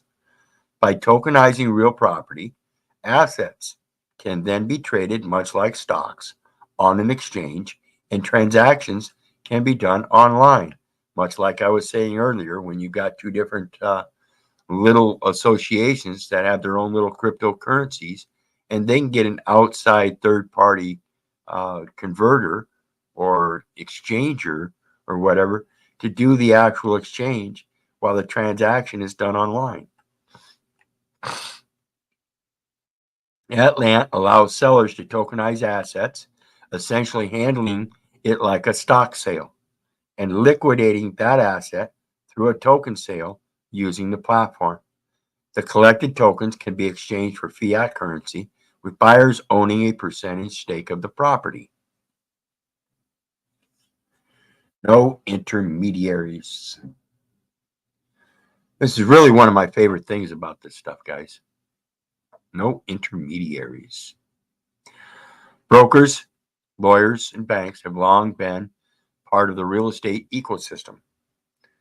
However, blockchain may soon usher in a shift in their roles and participation in real estate transactions, according to a report by Delio.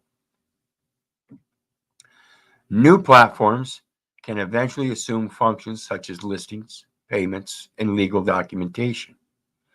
Cutting out the intermediaries will result in buyers and sellers getting more out of their money as they save on commissions and fees charged by these intermediaries.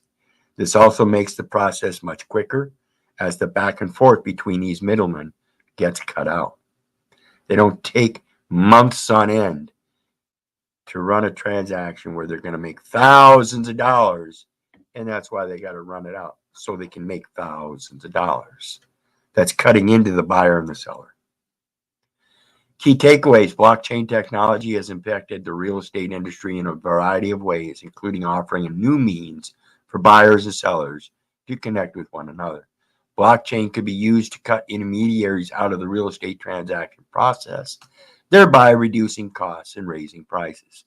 This technology could also help to codify the practice of fractional ownership of real estate. It's a big takeaway. This technology could also help to codify the practice of fractional ownership. Could also be a good thing. Fractional ownership, like I said, you got a group of 1,500 people, fractional ownership of multiple pieces of real estate across the country would be essentially like having a little timeshare where people of the group could travel from place to place and share the properties, maybe at different times, like a timeshare. Got to think about this stuff. There's all kinds of possibilities, people. Liquidity. Real estate has long been considered an illiquid asset since it takes time for sales to conclude. This isn't the case with cryptocurrencies and tokens, since they can, in theory, be readily traded for fiat currency through exchanges. However, as tokens, real estate can be readily traded.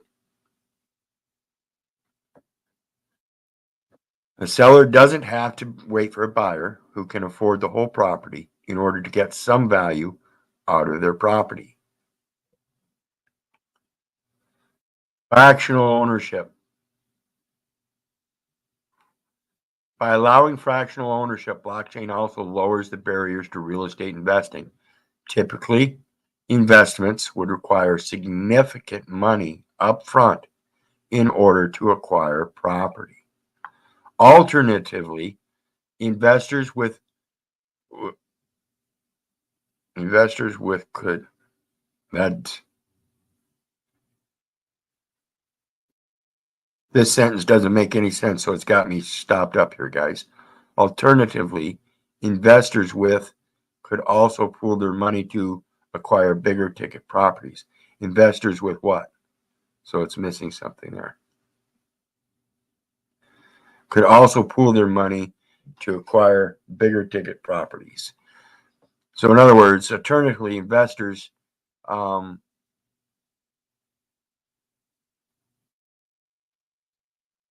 as groups, we'll call it as groups of investors. Groups of investors could pool their money to acquire bigger ticket properties, where the small guy, as a single investor, could still acquire properties.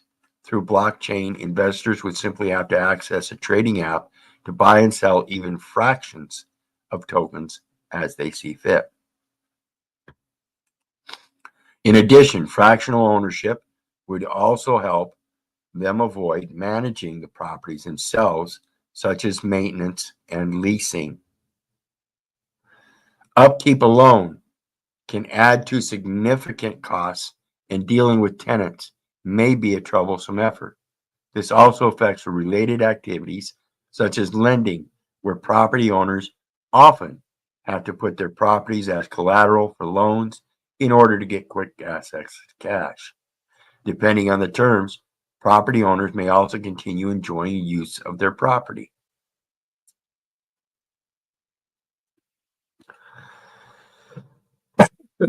Decentralization. The biggest thing about this blockchain stuff. Blockchain commands trust and security as a decentralized technology. Information stored in the blockchain is accessible to all peers on the network, making data transparent and immutable. One only has to go back to the housing bubble crash in 2008 to see how greed and the lack of transparency in the part of institutions can have catastrophic consequences. A decentralized exchange has trust built into the system. Since information can be verifiable to peers, buyers and sellers can have more confidence in conducting transactions. Fraud attempts would also be lessened. Smart contracts are increasingly becoming admissible record, with Vermont and Arizona passing such legislation. As such, smart contracts would have more enforceability beyond the technology itself. Interesting. Costs. The transparency associated with a decentralized network can also trim down costs associated with real estate transactions. Beyond the savings made by cutting out intermediaries, professional fees, and commissions, there are other costs such as inspection costs, registration fees, loan fees, and taxes associated with real estate. These costs even vary depending on the territory that has jurisdiction. Like intermediaries, these can be reduced or even eliminated from the equation as platforms automate these processes and make them part of the system. Global real estate is worth hundreds of trillions of dollars. but is dominated by wealthy and large corporations.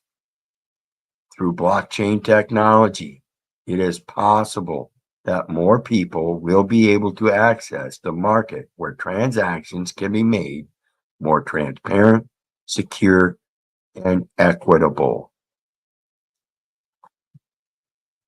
Real estate transactions may eventually become truly peer-to-peer activities with blockchain-powered platforms doing most of the work. I don't know about you guys, but this is pretty interesting stuff, don't you? Don't you think?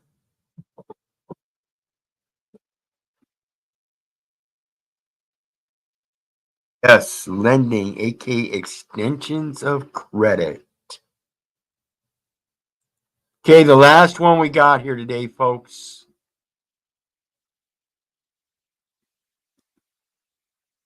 Public, private, permissioned blockchains compared.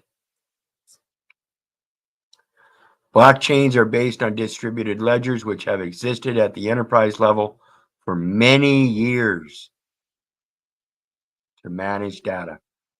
However, they've only recently become popular and interesting because cryptocurrency introduced the concept to the public. The content stored on the blocks of the blockchain and activities performed by the various participants can be controlled depending on how the blockchain is configured. Generally, blockchains are designed for specific purposes, with users receiving multiple types of access or tasks. Public blockchains allow anyone to access them. Private blockchains are closed to only selected users. Permission blockchains are a hybrid of public and private blockchains, where anyone can access them as long as they have permission from the administrators to do so. This is why I tell you I have a private hybrid email. Because as the administrator, I can give you the email, which is your permission to access my information through me. I am the blockchain, in fact, when it comes to my site. Here's a look at the key differences between public, private, and permissioned blockchains. I am the one that validates things on my site. In a public blockchain, anyone is free to join and participate in the core activities of a blockchain network. So I joined the World Wide Web, the public blockchain. In so doing, I created a private node for my own private blockchaining. A private blockchain allows only selected and verified participants. The operator has rights to override, edit, or delete entries on the blockchain. A permission blockchain has properties of both private and public blockchains. A permission blockchain has properties of both private and public blockchains. So on this World Wide Web, it's the public domain, and I give you the email, and you have permission to access. If I had my own virtual private network, that would be the private blockchain. Permission blockchains have seen an increase in popularity thanks to their ability to allocate specific permissions to various users on the network. Public blockchain. A public blockchain is one where everyone is free to join and participate in the core activities of a blockchain network. Anyone can read, write, and audit the ongoing activities on a public blockchain network, which helps achieve the self-governed, decentralized nature often touched or touted when blockchain is discussed. In case you guys don't realize, this is your ability to show the world that you can truly self-govern in plenipotentiary area or in a plenipotentiary manner by managing all of your own affairs. You have a nice little device that you can create your own little library on and set it up to do the task for you through a blockchain. It should be able to do the work for you, like it said. I'm not the greatest at it, but I'm working at it. I don't have a secretary at this point, but hopefully this little device here will learn very well and doesn't get paid to be my secretary. Again, though, it's going to have to take my human input. So I have to make sure I'm accurate. A public network operates on an incentivizing scheme that encourages new participants to join and keep the network agile. Public blockchains offer a particularly valuable solution from the point of view of a truly decentralized, democratized, and authority-free operation. Public blockchains are extraordinarily valuable because they can serve as a backbone for nearly any decentralized solution.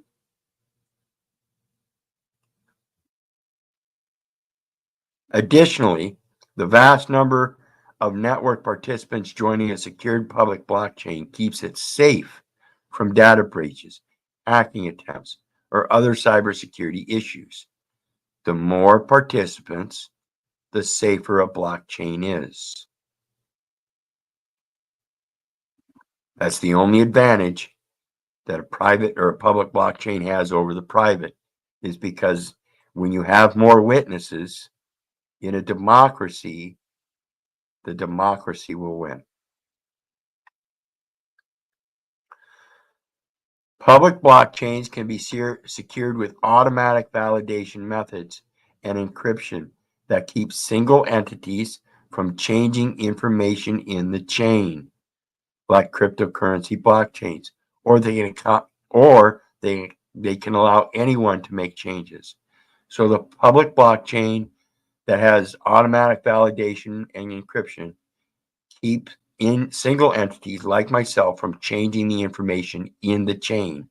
All I can do is add my information to it, and that creates a new block in the chain.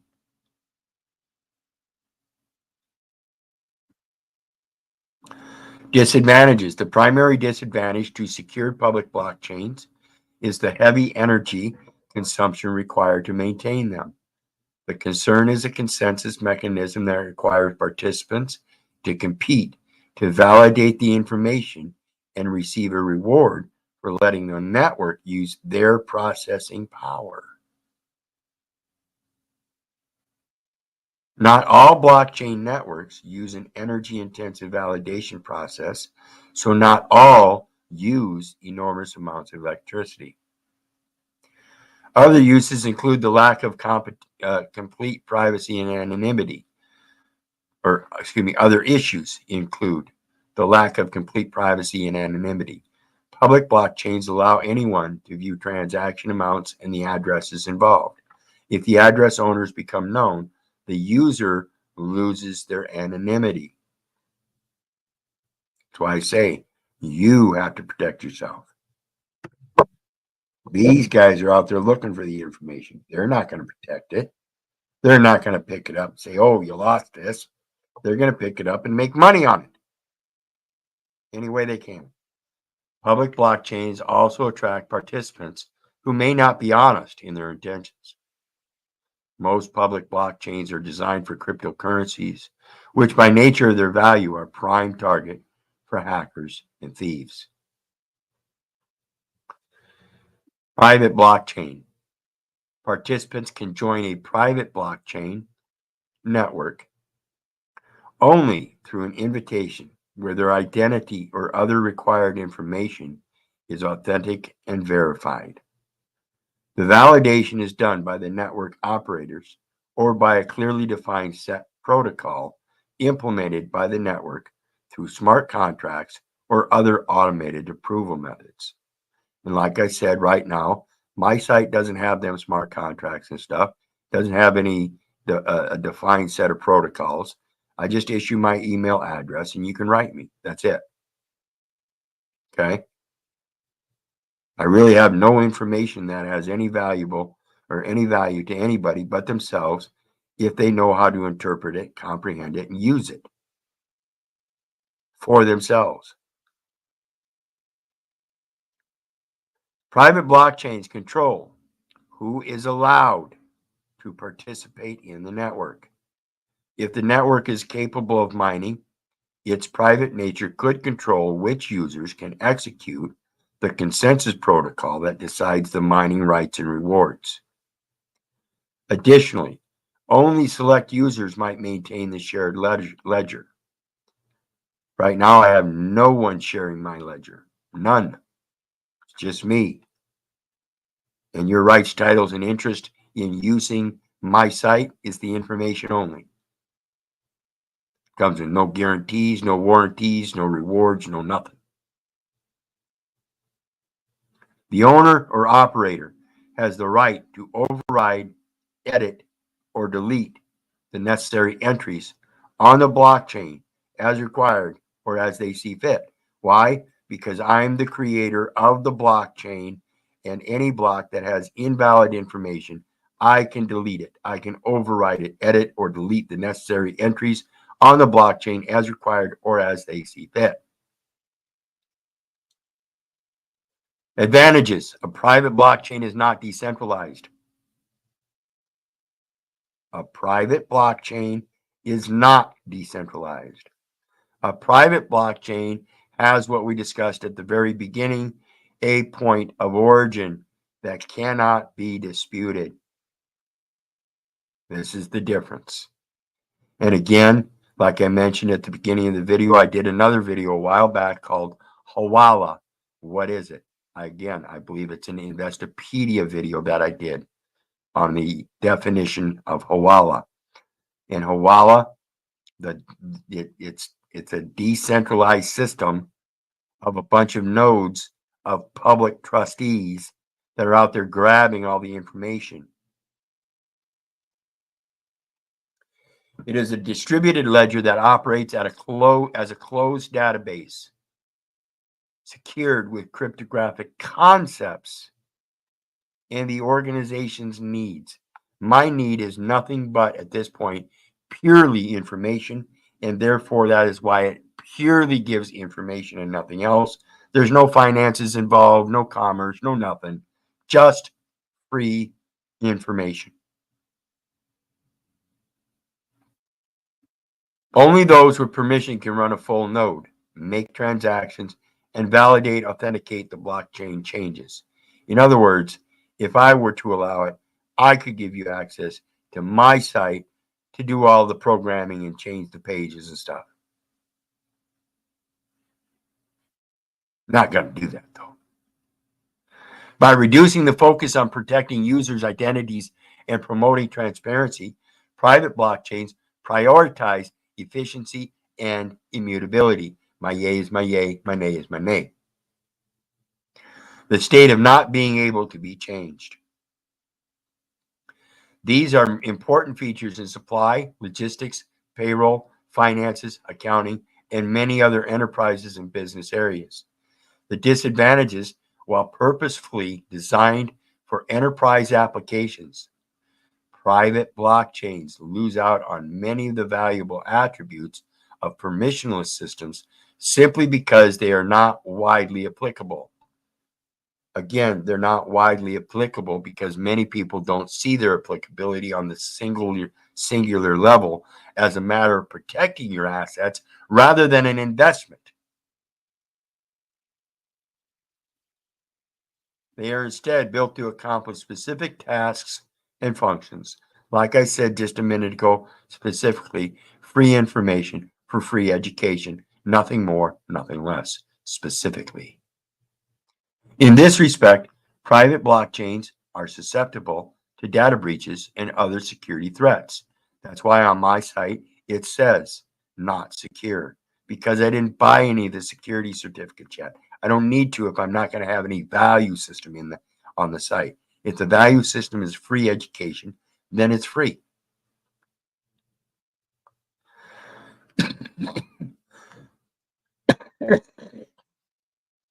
This is because there's generally a limited number of validators used to reach a consensus about transactions and data if there's a consensus mechanism.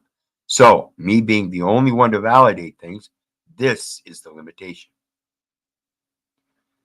Not that I'm susceptible to data breaches and other security threats, but because I have no one else as a validator. In a private blockchain, there may not be consensus, but only the immutability of entered data unless an operator or administrator can make changes. There may not be a consensus, and there isn't, but only the immutability of entered data unless an operator or administrator can make changes. It's my site. I can change it anytime I want. And like I said, it's all free information. So why not? Permission blockchain.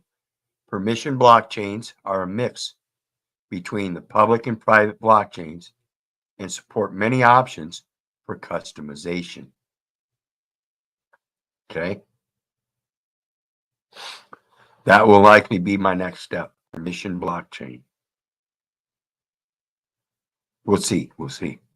Advantages. Permission blockchain advantages include allowing anyone to join the permission network after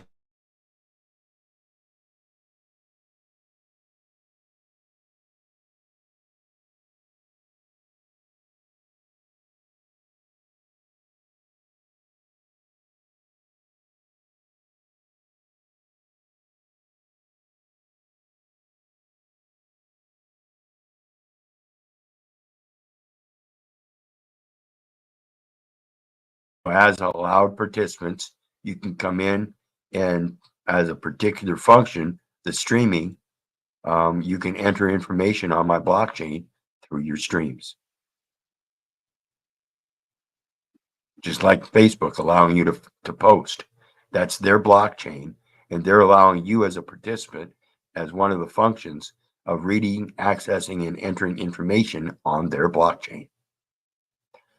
Permission blockchains allow for many functions, but one most interesting to business is blockchain as a service. A blockchain designed to be scalable for the needs of many companies or tasks that the providers rent out on other businesses. For example, say a business wants to improve transparency and accuracy in its accounting processes and financial reporting. It could rent blockchain accounting services from a BaaS provider. The blockchain would provide an interface where entries are made by end users and then automates the rest of the accounting process. In this way, there are fewer errors and no way for other parties to alter financial data after it's entered. As a result, financial reports to management and executives become more accurate, and the blockchain is accessible for viewing and generating real-time financial reports. And like I said earlier, the system is fallible to human error. And if somebody enters something in error, then the blockchain is in error. This is why it's important to realize what these courts are doing at this point. Even though they're still using definitive paper forms, which they always will, their book entry system is a blockchain. And in that blockchain, they're entering you as an investor, a firm investor, a firm of some sort. That information is error. But yet, as blockchaining goes, it's got all kinds of agencies that are validating it as if though it's true. So again, it's just a fictional system. It cannot ever possibly be true, but it can be used to protect your information by knowing how that information is used. The business might choose to have its invoicing, payments, bookkeeping, and tax reporting automated. Additionally, blockchain can prevent anyone with dishonest intentions from altering financial data or taking advantage of weaknesses in the accounting processes. The disadvantages of permissioned blockchains mirror those of public and private blockchains, depending on how they are configured. One key disadvantage is that because permissioned blockchains require internet connections, they are vulnerable to hacking. By design, some might use immutability techniques, such as cryptographic security measures and validation through consensus mechanisms. While most blockchains are thought to be unhackable, there are weaknesses. Cryptocurrency theft occurs when a network is hacked into and private keys are stolen. Permission blockchains also suffer this weakness because the networks that connect the users to the service depend on security measures that can be bypassed. User information can be stolen and accounts hacked into, similar to enterprise-level data breaches like the one Target suffered in 2013, when a third party with access to the network was hacked. What are private blockchains? Private blockchains are distributed ledgers only available to those given express permission to have specific access levels or abilities on the blockchain. Are there any permissioned blockchains? Many companies have found utility and value in permissioned blockchains. For example, Walmart uses a custom version of Hyperledger Fabric, which was created as an open source project by IBM and the Linux Foundation for enterprise use to track food origins much faster than it previously could. What is the difference between permission and private blockchain? A private blockchain is one in which only specific users have access and abilities and is generally used only by the entity it belongs to.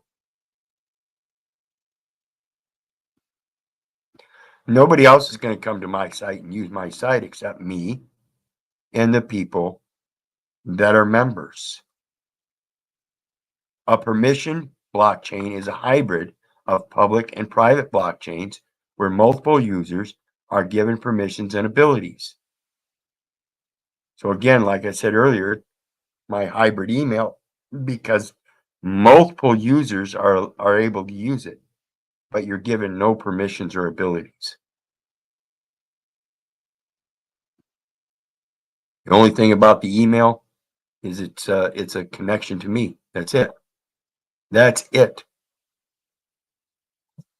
So that brings us to the end of our nice 4-hour thing on blockchaining. Like I said at the beginning, just enter in Investopedia blockchain and it will come up with pages of Investopedia stuff on blockchains. So I urge everybody to start doing your research so you can learn how to use this stuff. It's very important in these electronic devices with all the information that you're entering into the blockchain that already exists. So one last time, as I head out, please hit that like, share, and subscribe button. Somebody stole my bike recently, so anything through PayPal, any kind of love you can send through PayPal is greatly appreciated. And in the meantime, remember, I love you. I don't give a rat's ass whether you love me back. So may God bless you and have a good night. We'll see everybody next time. Bye now.